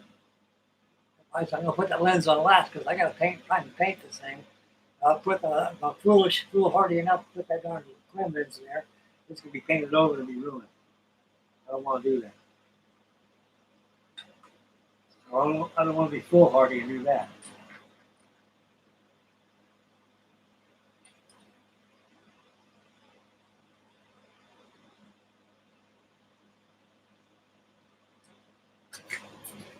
Darn. It's over here. I seen it fall. I seen it fall. I got it now.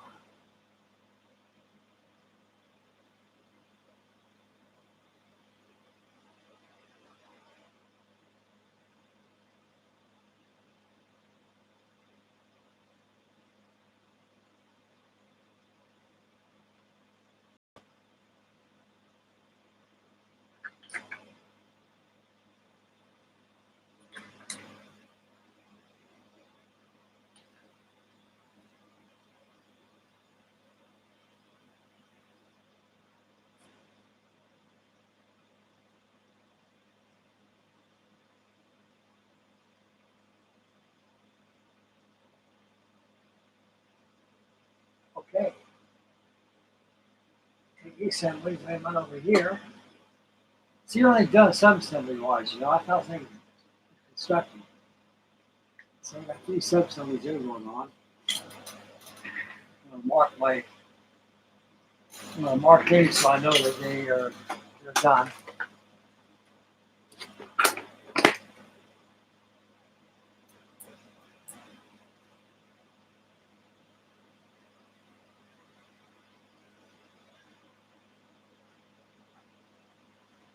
Okay, move over to step 34, 35.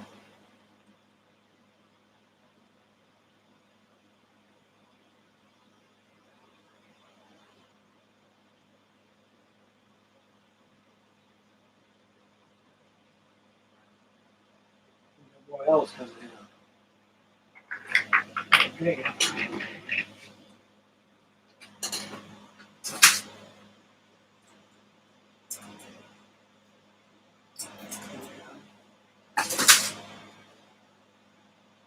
L. Okay. L24.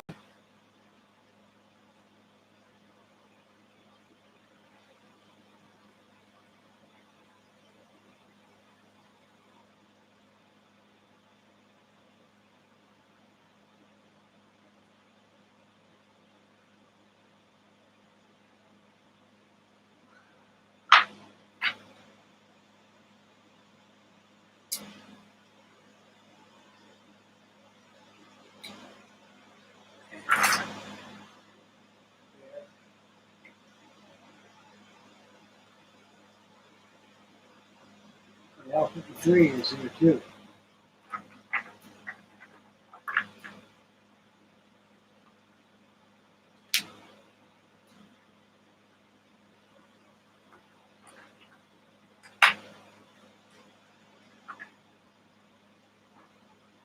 Good. Here. L. Okay, good. Here's out of the way.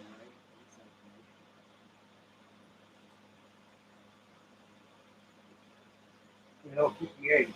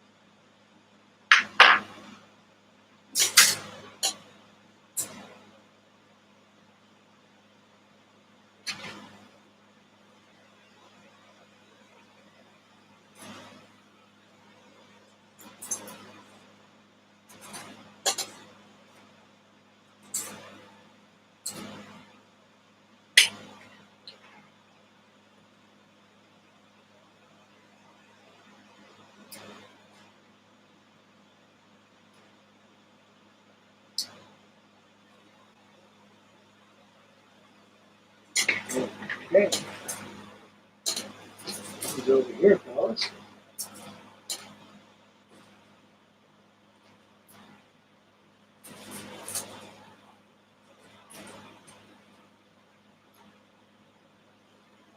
H. M. I believe these are the R parts right here.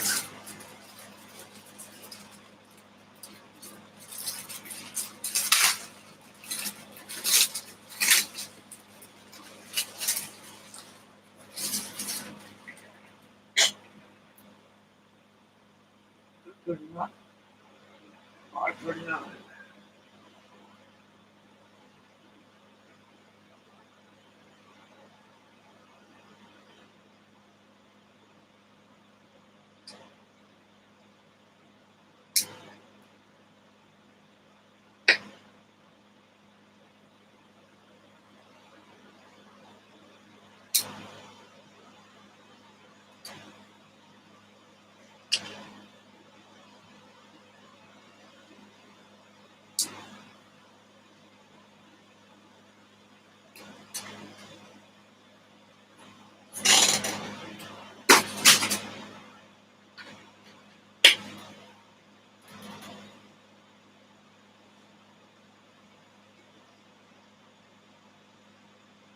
That's protected. Where's my flashlight? Ah, I'm gonna put Mike Nelson and see him a little bit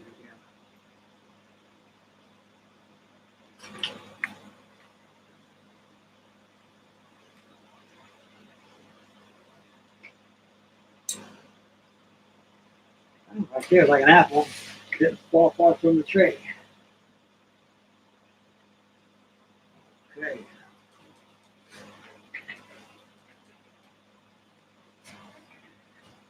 Check the chat board, see what's going on. We got about 8 watching, 15 thumbs up. I'm gonna check the chat board, see what's going on here because I haven't been paying attention, but you're busy working on this thing.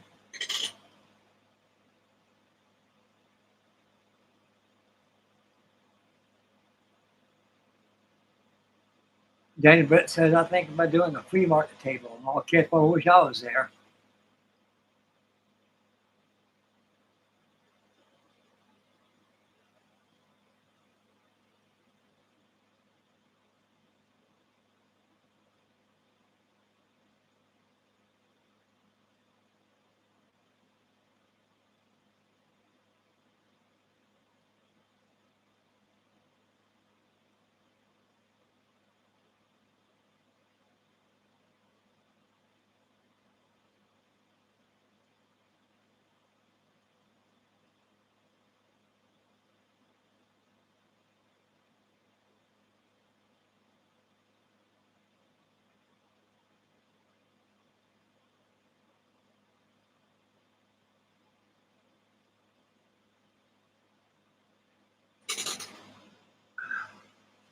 Okay.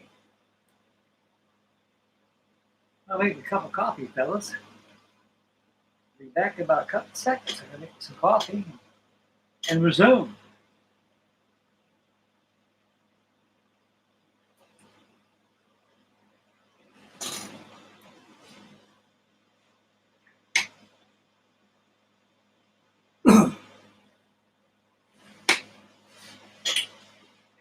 Okay, and that's the caffeine. Coffee, coffee.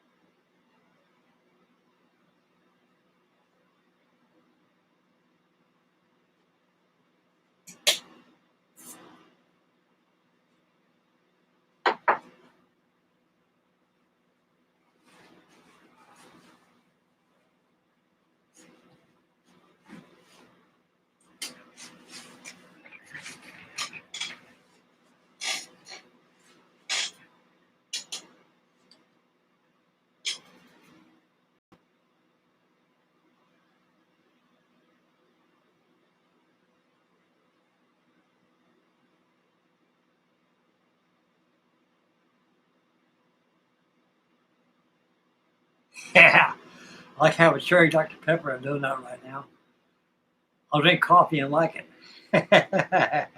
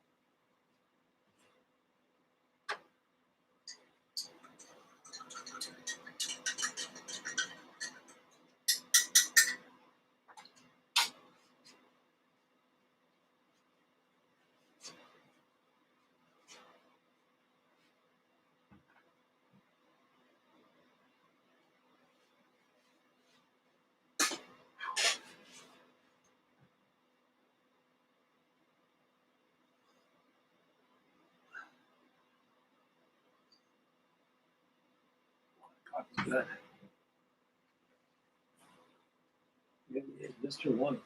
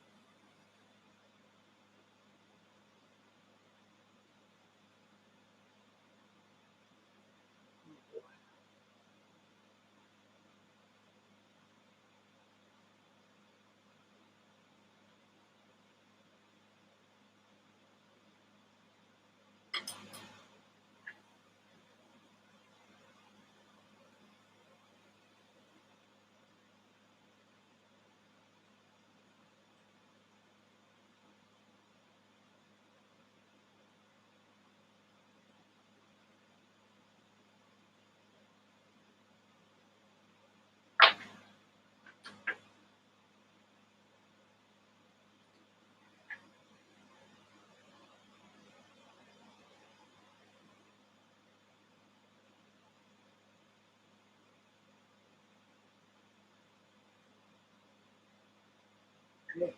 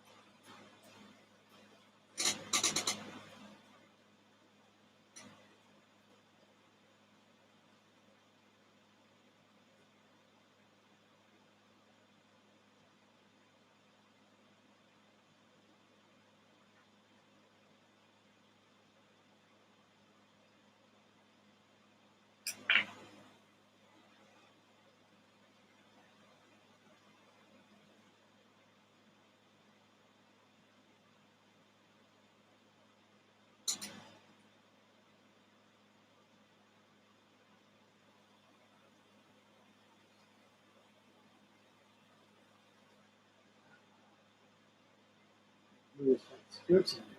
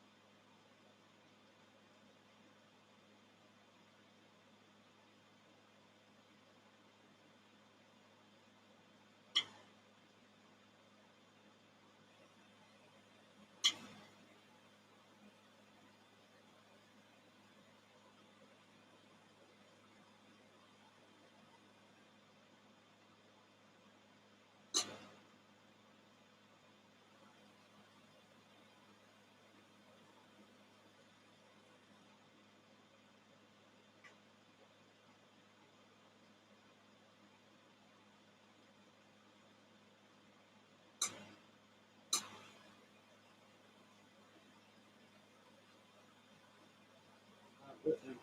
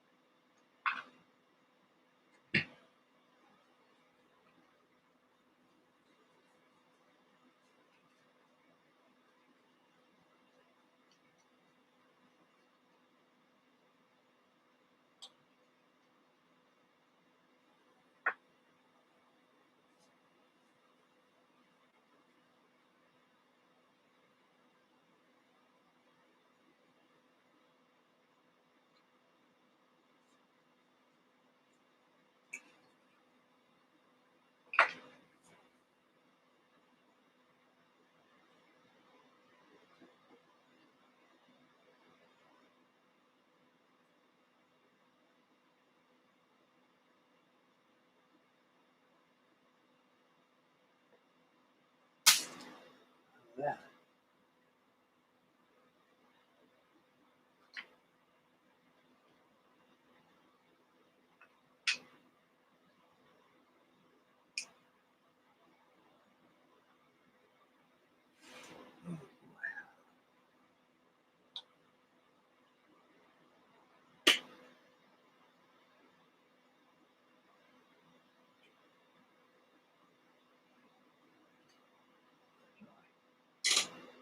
Secure.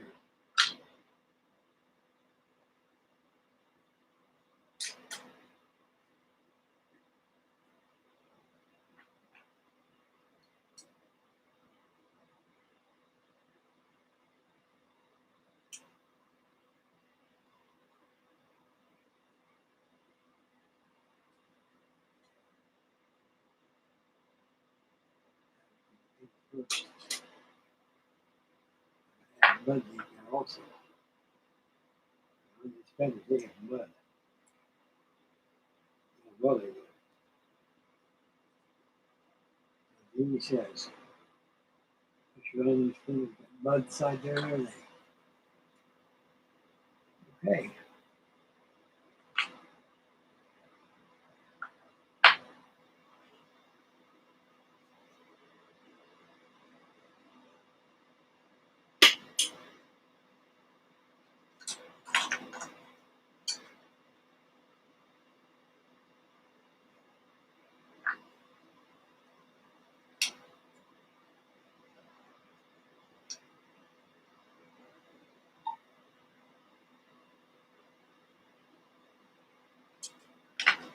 Good there. Check the parts.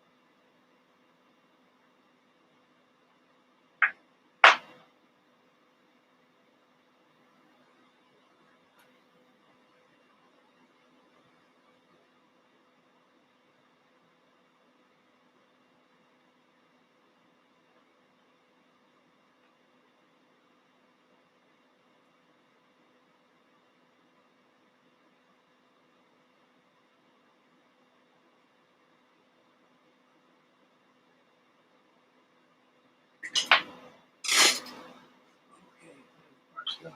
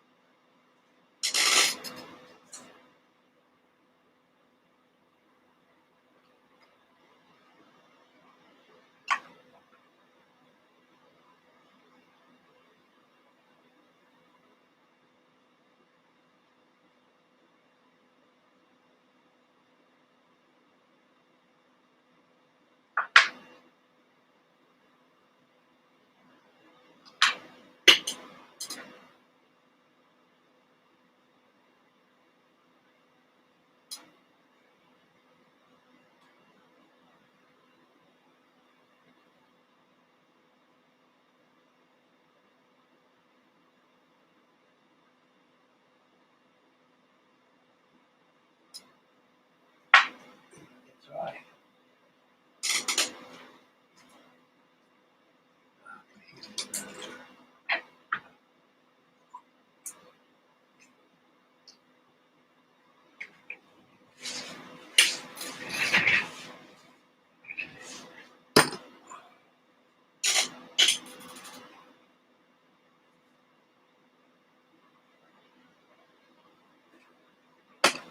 Okay, check the chat. What's going on?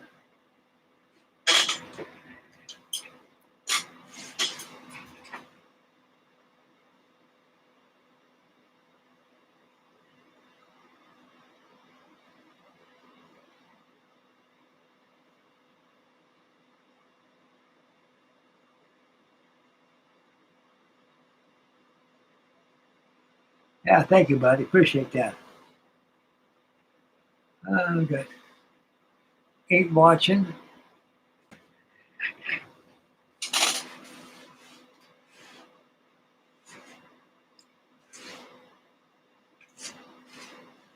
Got some coffee right here. Right.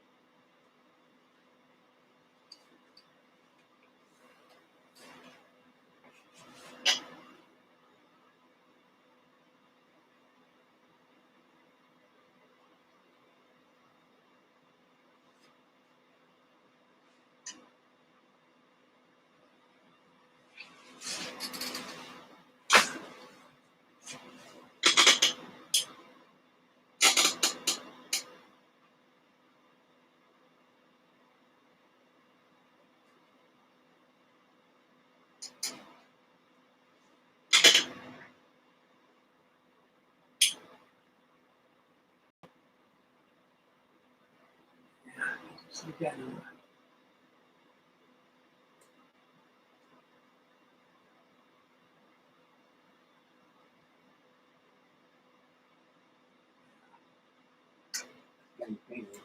nice too.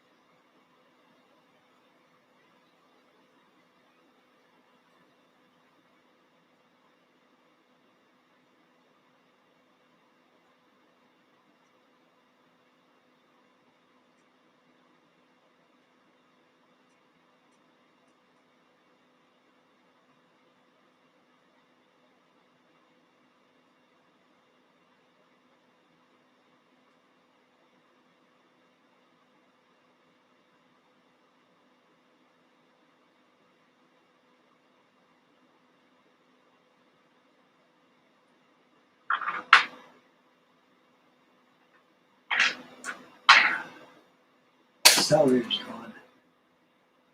He's the last set just now.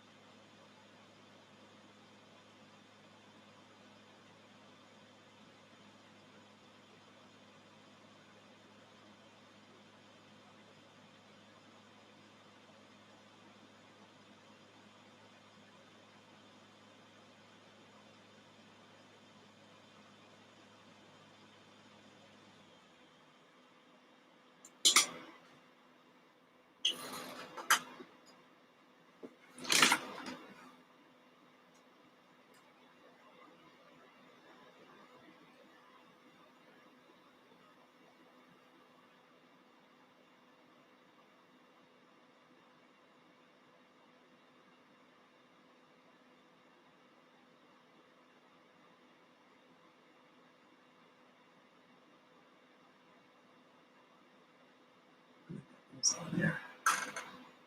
It's pretty straight.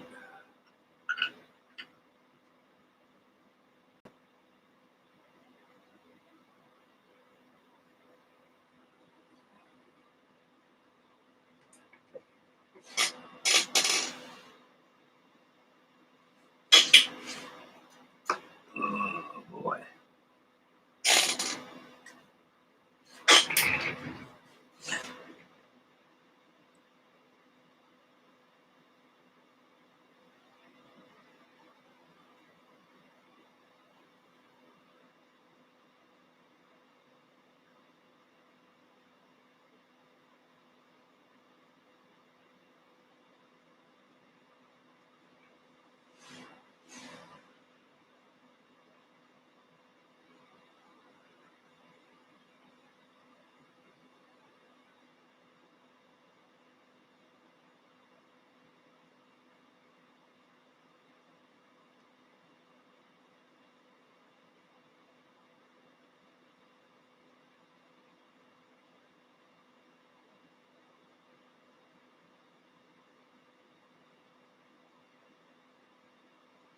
Thank you, buddy. Thank you, Monsoon. I appreciate that very much.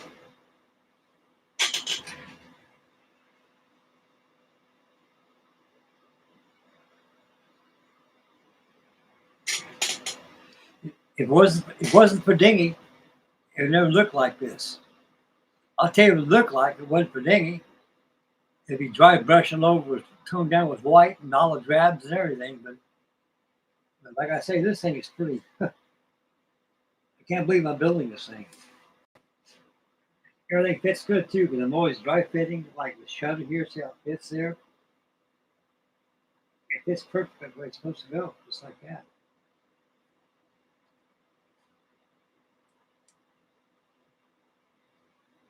I can put the steering wheel in a few minutes. I'm always dry fitting the hoods and stuff like that, see if it fits good.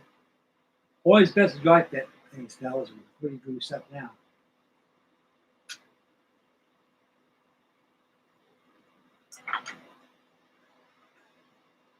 Man, this thing looks real. It does. I like that mud job I got. It looks like my muddy feet got inside there. Even the seat cushions got a little bit of mud on them.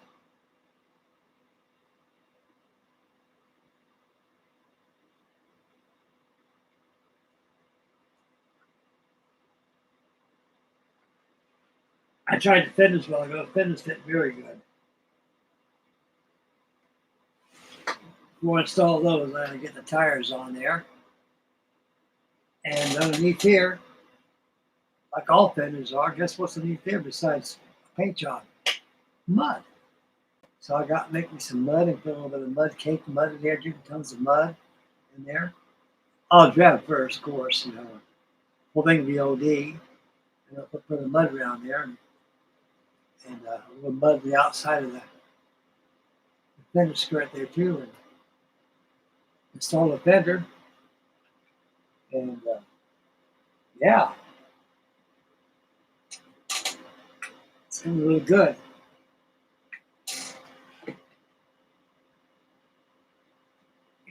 So everything's tongue and groove and key here, so you can't go wrong.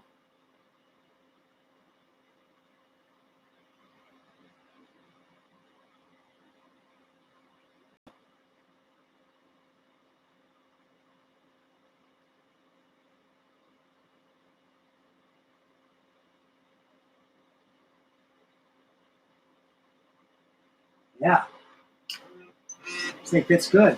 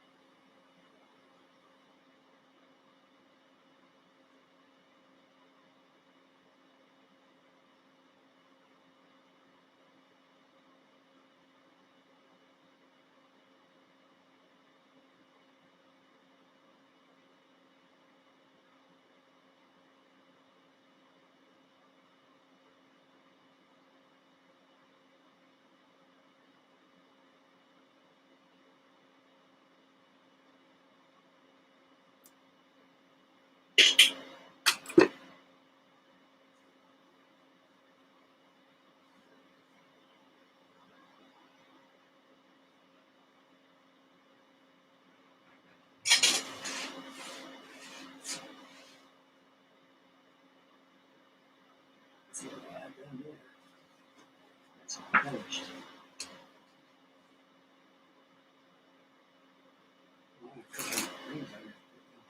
I think I'm going to do next is glasses on mostly.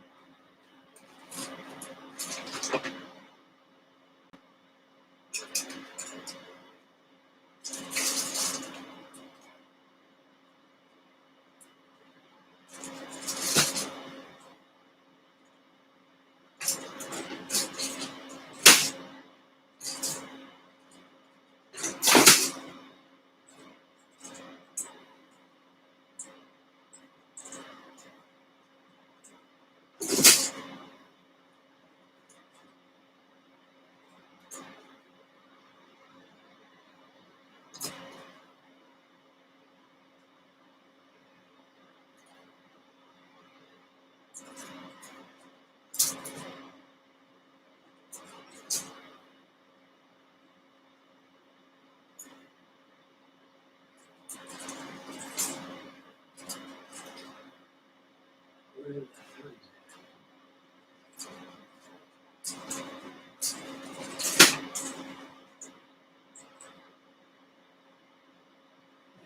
there.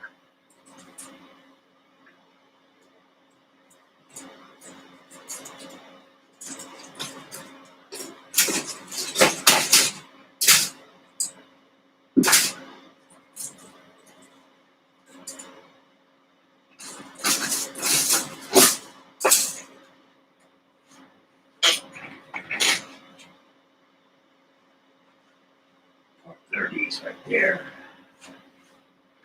And the others on there. Two got 4 out. 4 out.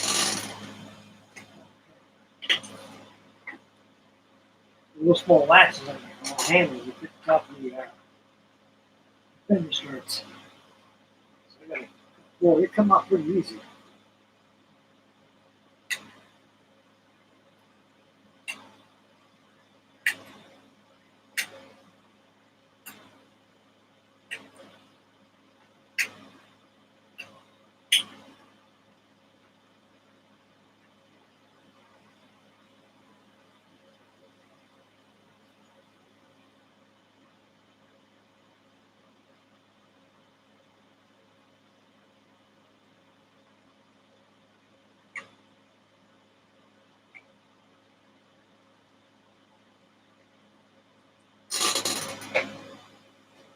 Okay.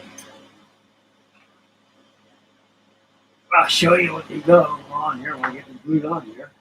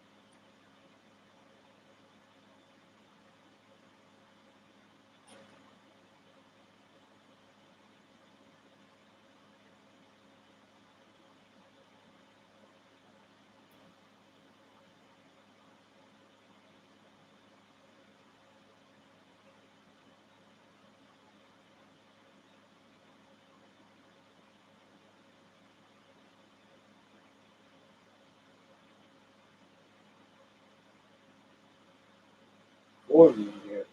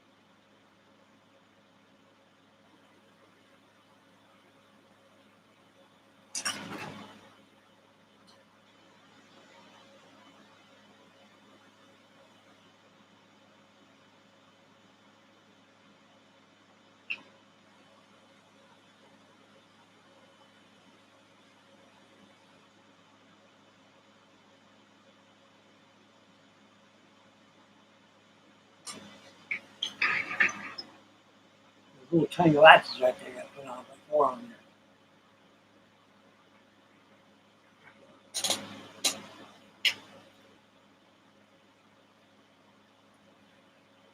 Okay, one more. Very easy to cut out.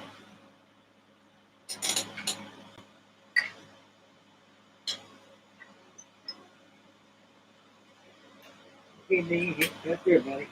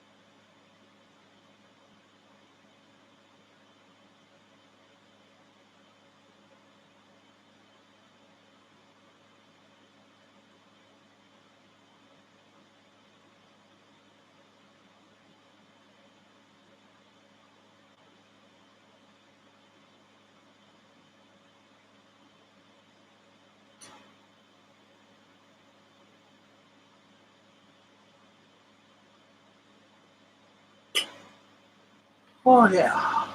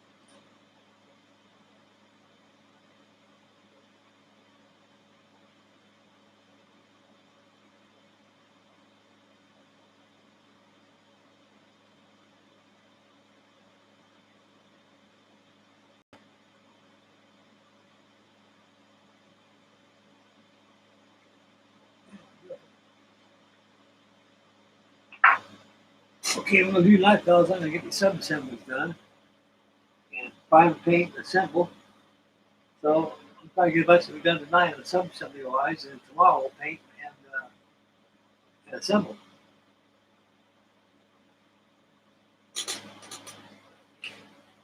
Great night so far.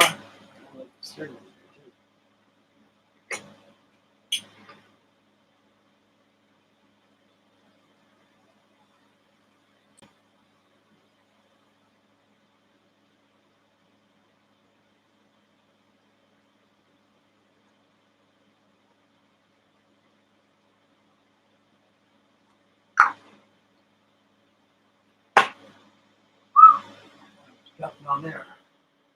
Butterfingers. I got butterfingers. Back case of butterfingers.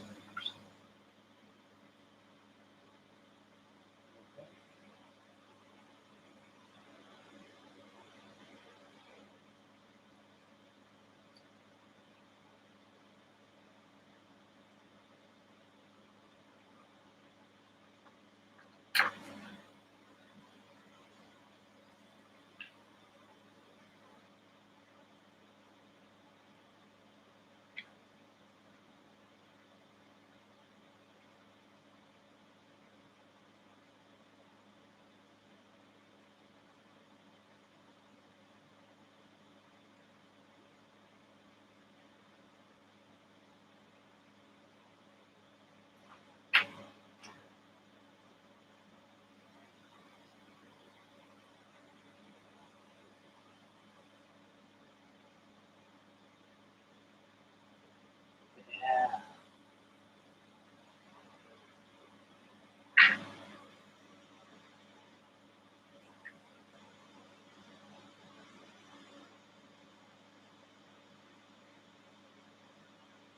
This thing looking sharp as a tack. Still over there. Everything else is tied nice. Let's see what I need next on this thing. I want to get the hood and everything on here.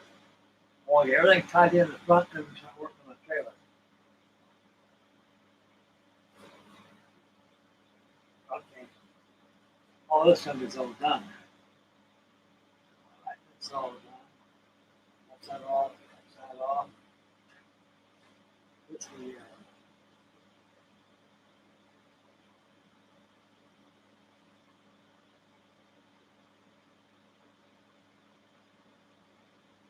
assemble later. Maybe paint and time to paint. Okay, now it's just how I want to do it. Good. Open and close. What I do, they give me an option here on the hood. Open or close. Now the open's got the side panels on there, which can be opened up like this. What I'm going to do is this. I'm going to build a whole one hood all together, all the symbols. And this part right here,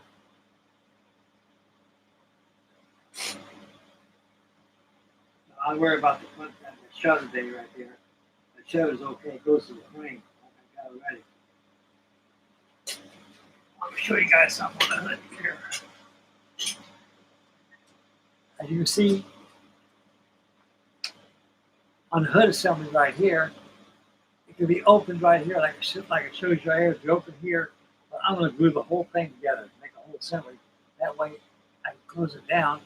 And I want to expose this engine because I got to wire up the distributor cap up to the spark plugs on the thing. So the engine ain't done yet until I get those. The thing's going to save me some wires. I get those wires in there. I'm going to wire up the distributor cap up to the spark plugs and do a little tightening up the engine. That's all done, but I can go ahead and build this whole thing as a unit. And just when I want it's all done, I just close the see the whole engine right there. If I want to show the engine, I just pick up the hood and show it to everybody. Simply partially open and close. That option they don't show you, but it can be done. And I do want to show the engine. All that work on an engine, you want to see. People want to see that. All this framework I did a lot of work on this frame right here, rusting it out and doing all that work. You know, we all know who watched you build this model know it's there, but it can be there once everything gets covered up on top of it. But some of it can be seen when you put it upside down. But The thing about it is, the objectivity is I want to be able to show the engine off. The frame won't be seen because the back end trailer is going on there next. So I want to work on this hood right here, get it all assembled here, and add the fitting parts to it. That's about it. I'm going to dry. And tomorrow I got to prime, and I got to mud up these fenders using some spot putty because them things are dirty with there. Everybody knows on a fender in the car, all that mud gets thrown up in the tires. It gets collected in here, so you want to make sure it's mudded up. But I'm not going to put this on yet, prime or paint yet till all this stuff was done. Then I go ahead and spray paint it and paint it out with my paints I'm going to use.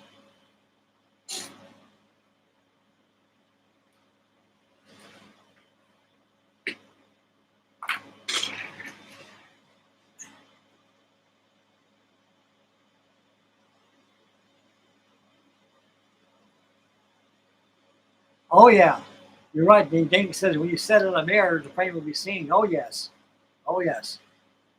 A lot of people enjoy that frame better than than the build.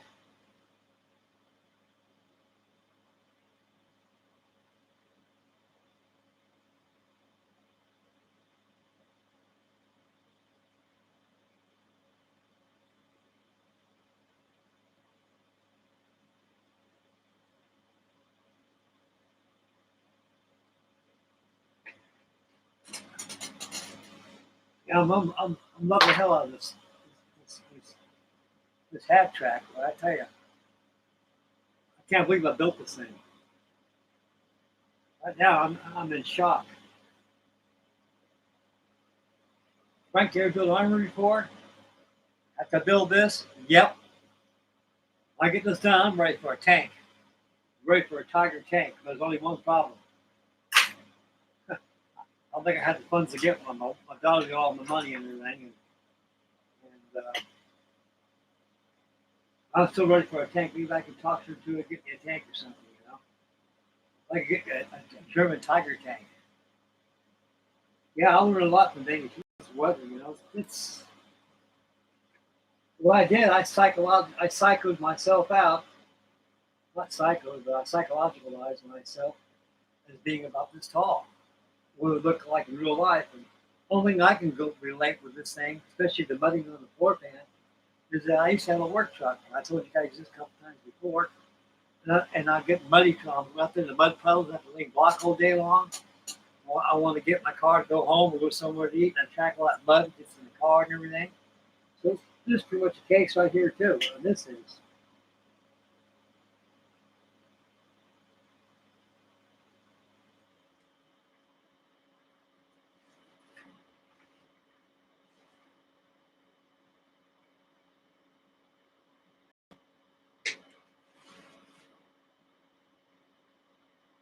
That 5 minute epoxy really makes something shine.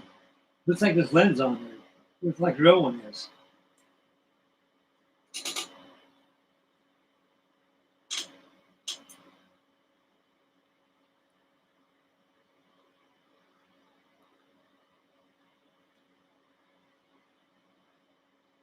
Starting like dinghies work. The outside we've done the last, guys. The outside, the exterior is not weathered yet. Zane says do that the last thing when it's all put together, then just concentrate on doing the inside. I spent hours and hours inside this thing. It looks real inside. It really does. The interior does. And so equally balanced with the outside, got done equally well too. Using washes and imagine a lot of dry brushing going on and such. But Dingy will show me. Dingy will show me. Now I got a cup of coffee here. I think I'm going to, how long have I been on here now? A couple hours now? 3 hours and 14 minutes. I got just enough time to assemble that hood and let it dry overnight. And tomorrow I got a lot of soaps, a lot of work to do in preparation of assembling this thing.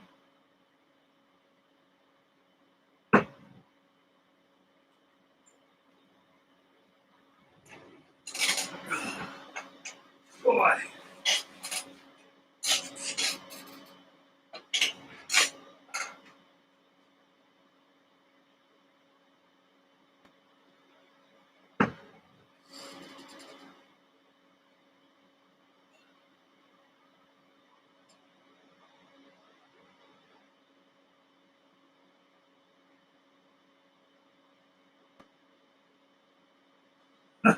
Unbelievable. Unbelievable.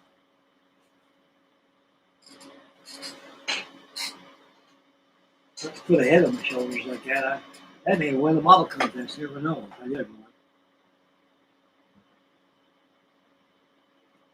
But there's work out there a lot better than this. You get guys like Dingy doing it all their life, and professionals at it. Not me. I was learning my apprenticeship on doing this kind of work. I'm an apprentice. What kind of building armor? Can I build this? Yes, I can. We're all building this together. I feel like Dingy's here with you right now, showing what to do, So I listen to him. I really do because he knows what he's doing. I'm just learning. To me, this is a new experience. Like I say, I'm at playing the ball game. It's a whole different ball game for me, And, I'm starting to love armor right now. My airplanes and ships are getting jealous right now. They're getting mad at me because I'm not paying attention to them yet. But I'll get to them later on. I got all the time in the world. I'll be here for a long, long time. I'm not going nowhere. Right now, I'm in love with this half track that Daniel sent me. I can give you a tank next, like a Tiger tank or an American tank, any kind of a tank, I look at this, and I think my high school buddy I went to school with, he was Jim Schwen. I don't know if I told you guys this story or not, but I probably did, since I'm thinking about it, since this reminds me of it. Jim Schwen came with a lot of money. His mother and father were killed in an automobile accident. And they were very wealthy people. I mean, you look at Jim, looks like me, all scrubby looking and everything, and he doesn't look like he come from money, but he does. So his mother and father gave him an insurance policy. He was the only child in the family. Anything should happen to parents, he gets everything they've got. And the money he got, he went and bought real artillery with it. He bought a Sherman tank, a real one. I drove it. And also he bought an Army Duck, DUK. And boy, I remember we got that Sherman tank and said, we'll go ride ranks. Ride. I says, Jim, this thing allowed on the street like that. We get pulled over. We get pulled over. Got in a heart attack. He goes, well, he says, all you can do is give us a ticket. You want to drive it? Drive it? I don't know how to drive this thing. This thing's a tank. And so I got inside of it and figured out. I remember it had clutches in there, it had brakes in there. Your brake was your handle. You had two handles there. You worked this way, and your feet worked the brake, and also worked the clutch. Put your clutch in, you pull this way, the tank goes this way. You pull that, the handle goes the other way. And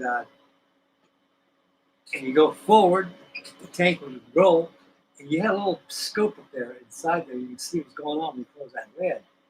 When you want to get up, you open that lid and pull up a handle, and your chair will boost up. You can look around out there. So you get that big turret right there, so it kind of messes up your peripheral vision. He's okay, go left a little bit, Frank, and go left a little bit, pull, go left, Next thing I know, I hear sirens. Well, the cops behind us, right? Keep it going. God darn, Jim. Got down there, and next thing you know, they pulled us over. Highway Patrol and the sheriff pulled us over. All right, get out of that darn tank. I got out. Jim got out. How many guys are in there? Just us two. So where'd you get this? Jim says, I bought it. But it's against the law to have something like this on a public road like that? And I says, well, it's not hurt anything. Yes, it will. It'll mess up the concrete here to the little treads. Where you storing this tank at? I got it at my house. Well, you keep it at your house. I'll catch you on the road again. We'll confiscate this thing. Okay, yes, sir. Well, all of a sudden, they say, hey, can we come aboard, take a look at it? Dang. Come on in. They came and looked at it like that. Says, where'd you get this at, Jim? Said, I bought it. And I bought it from the surplus store. And We bought an army duck one time, and there the sheriff's chased us one time, an army duck. Says, okay, Frank, we're hitting the beach. So we got hit the beach, the sand there, we engaged it, the propeller turn, we got out in the water. Oh, it was a blast. It was so much fun, you know. That reminds me of that. It really does.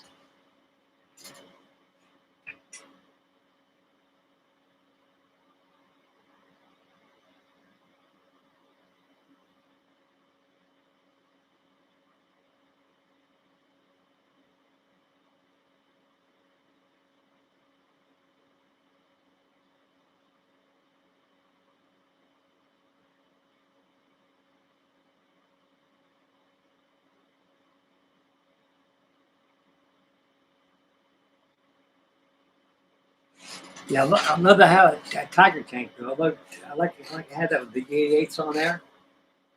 And Dingy can show me how to do that. And yeah, 135 scale. Shoot, these things take up space. You know me, I got go big or go home. I don't go home. I build big. You know, you guys know me. All the stuff I got. It's a lot of space. But get tanks. I got 2 or 3 shelves over here. I can put up here. I can put my armor once there. I love building this armor now. I think I found my thrill. Is this armor?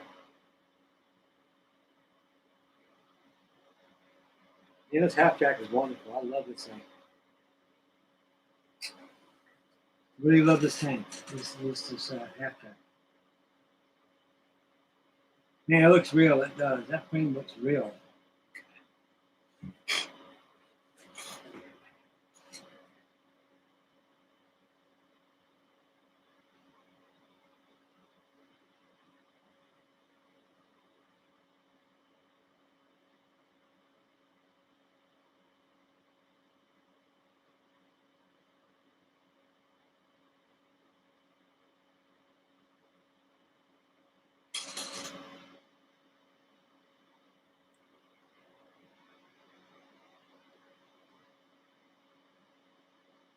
Yeah, 135 scale tanks are pretty good size. They're about like this. Not bad. A lot of parts to them too as well.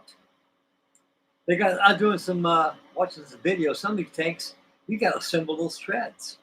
Those treads probably come what 3 parts. You got a tread there. You put another tread, hook up to it. You got a keeper cap that fits on top of it. You just keep building and building and building. And that's a lot of detail in those things.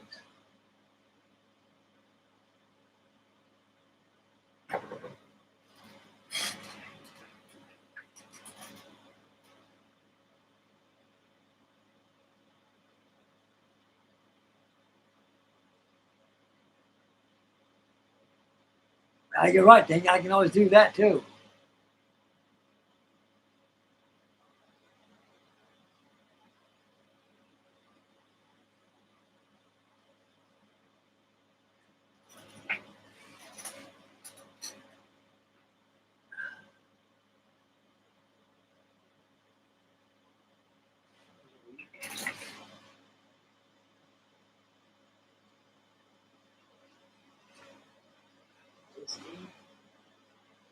This goes.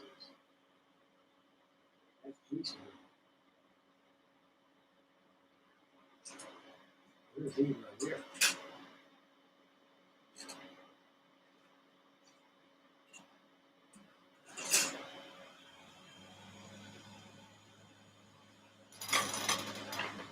Oh, boy.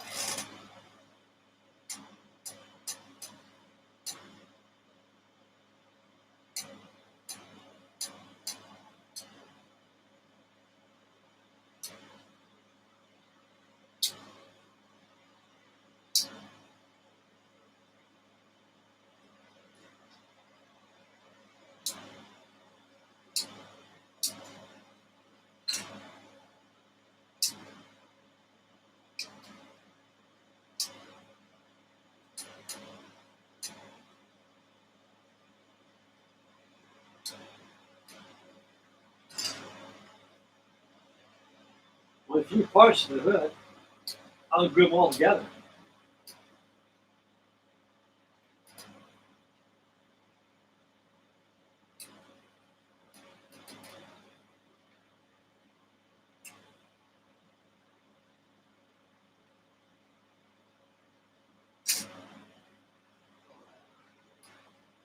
track's like vinyl, I think. Maybe rubber.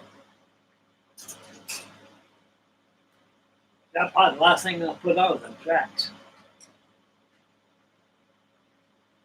After watching Andy's headquarters build this thing live on YouTube, you pull out that idle gear like that, stick a track on the back, and put it on idle and pull it back in.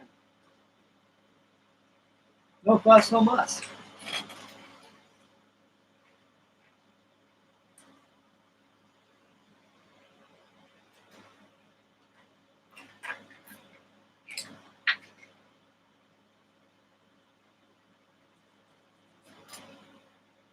Yeah, the old hood comes in 3 pieces.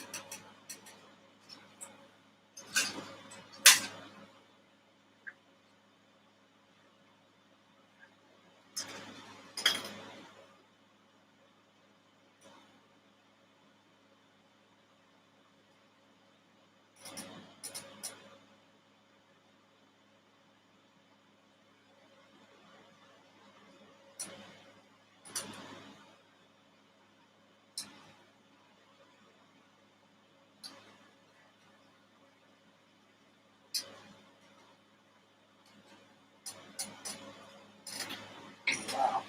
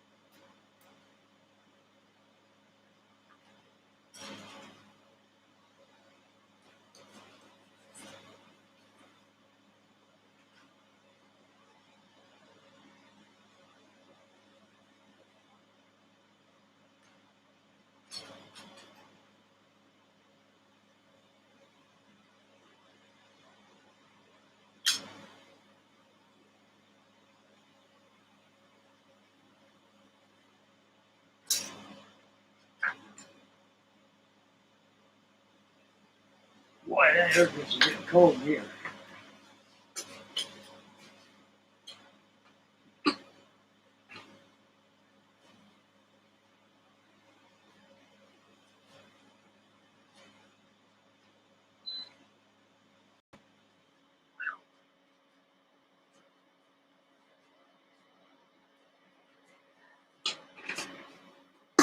Okay.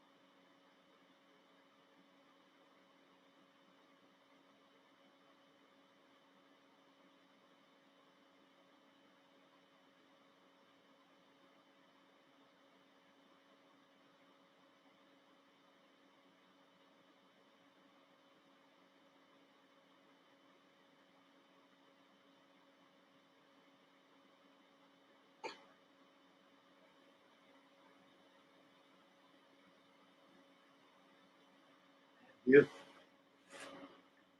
Beautiful, beautiful.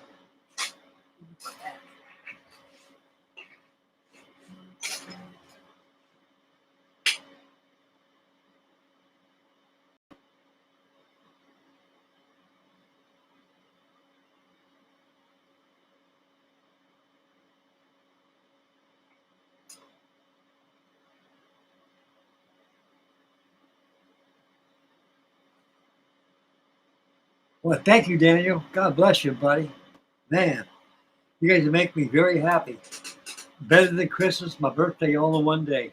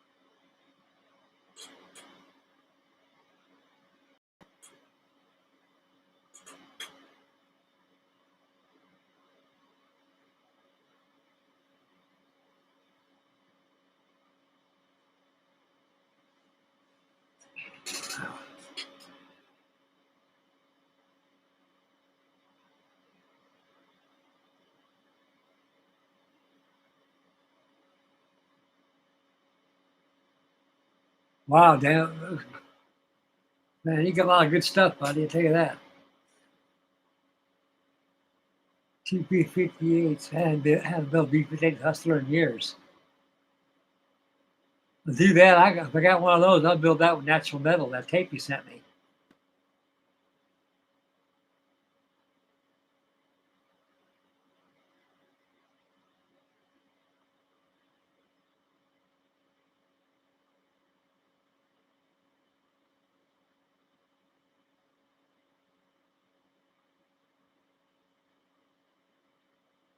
Wow.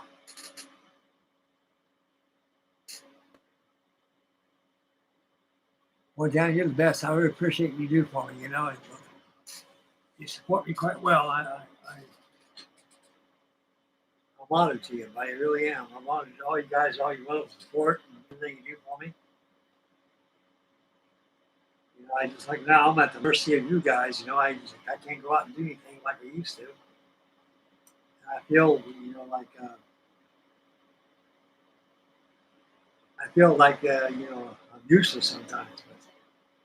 But being 81 years old, what the hell can I do? You know, just you guys are my family to me. You know, you support me very well.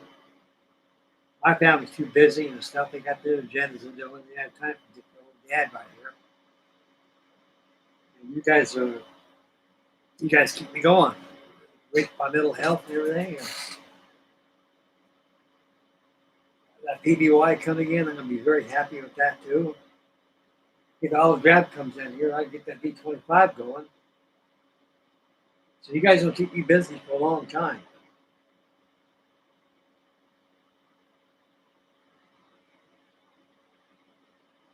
I'll build them.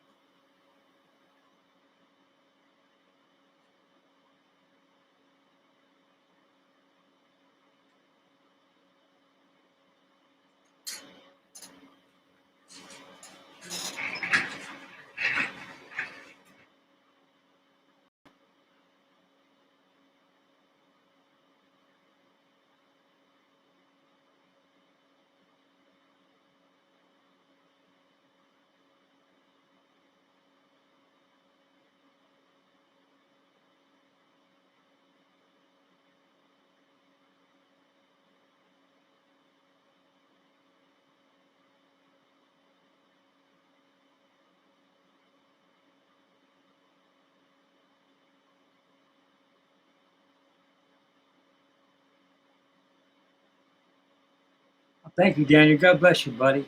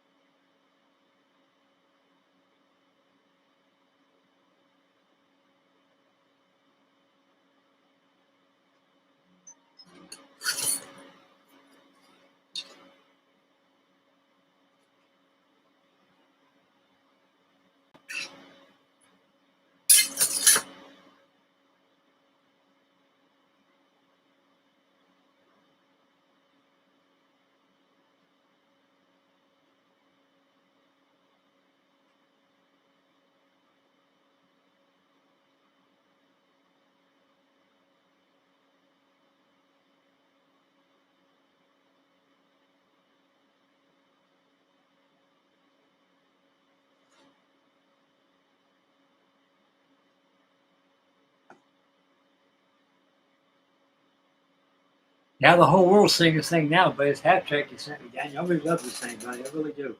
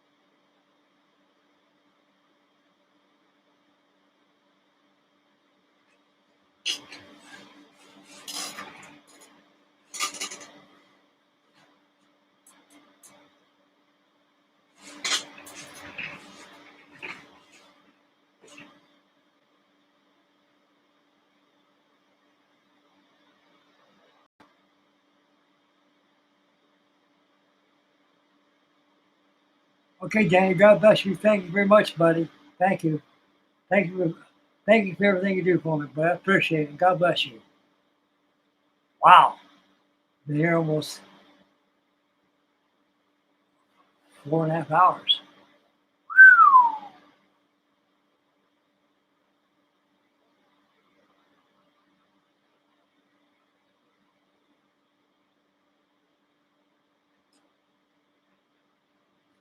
Okay, guys, I think I'm going to go ahead and do this here and dry.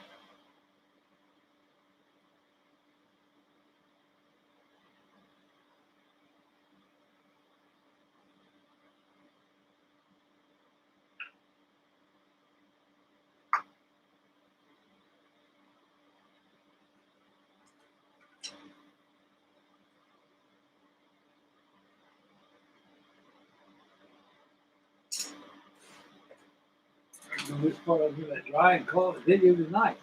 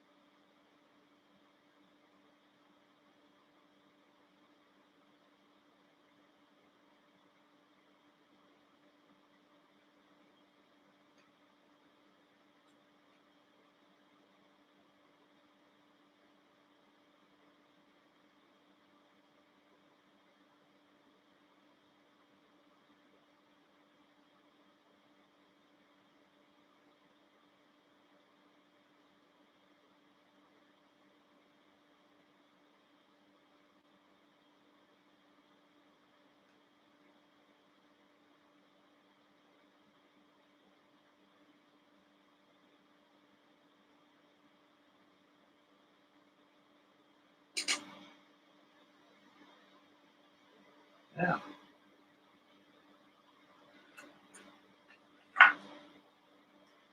So done. We got to find and paint and everything for assemble on there.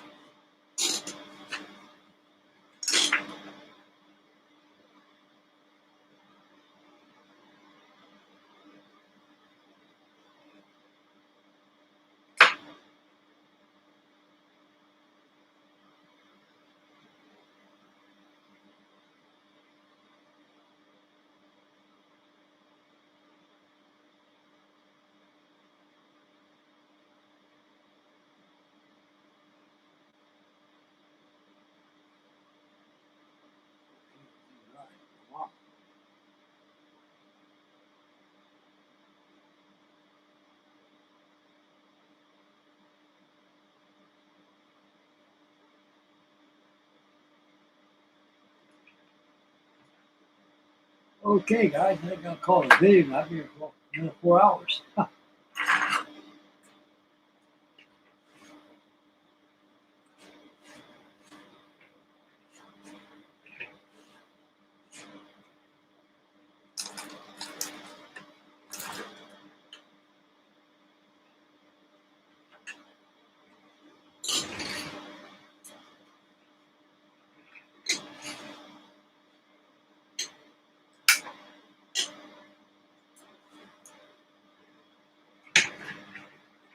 Okay, everybody, I'm ready to call it a video tonight. I'll be here another 4 hours.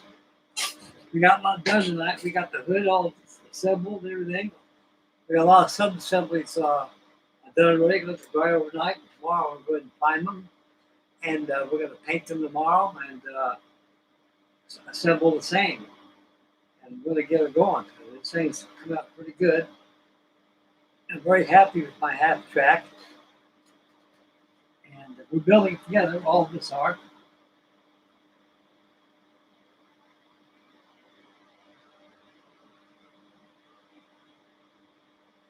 It's come together quite nicely. I'm very happy with this thing. Got the hood all I do is lay it down there and fit quite nicely. And yeah.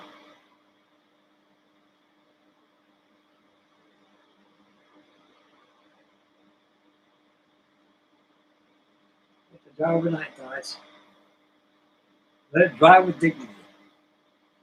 Okay, I'd like to thank all my new and old subscribers for tuning in tonight for tonight's Thursday night live stream we did. I'd like to thank Mr. Daniel Britton for his wonderful candor and his gratitude, everything he does for me, and his support, and also for the community.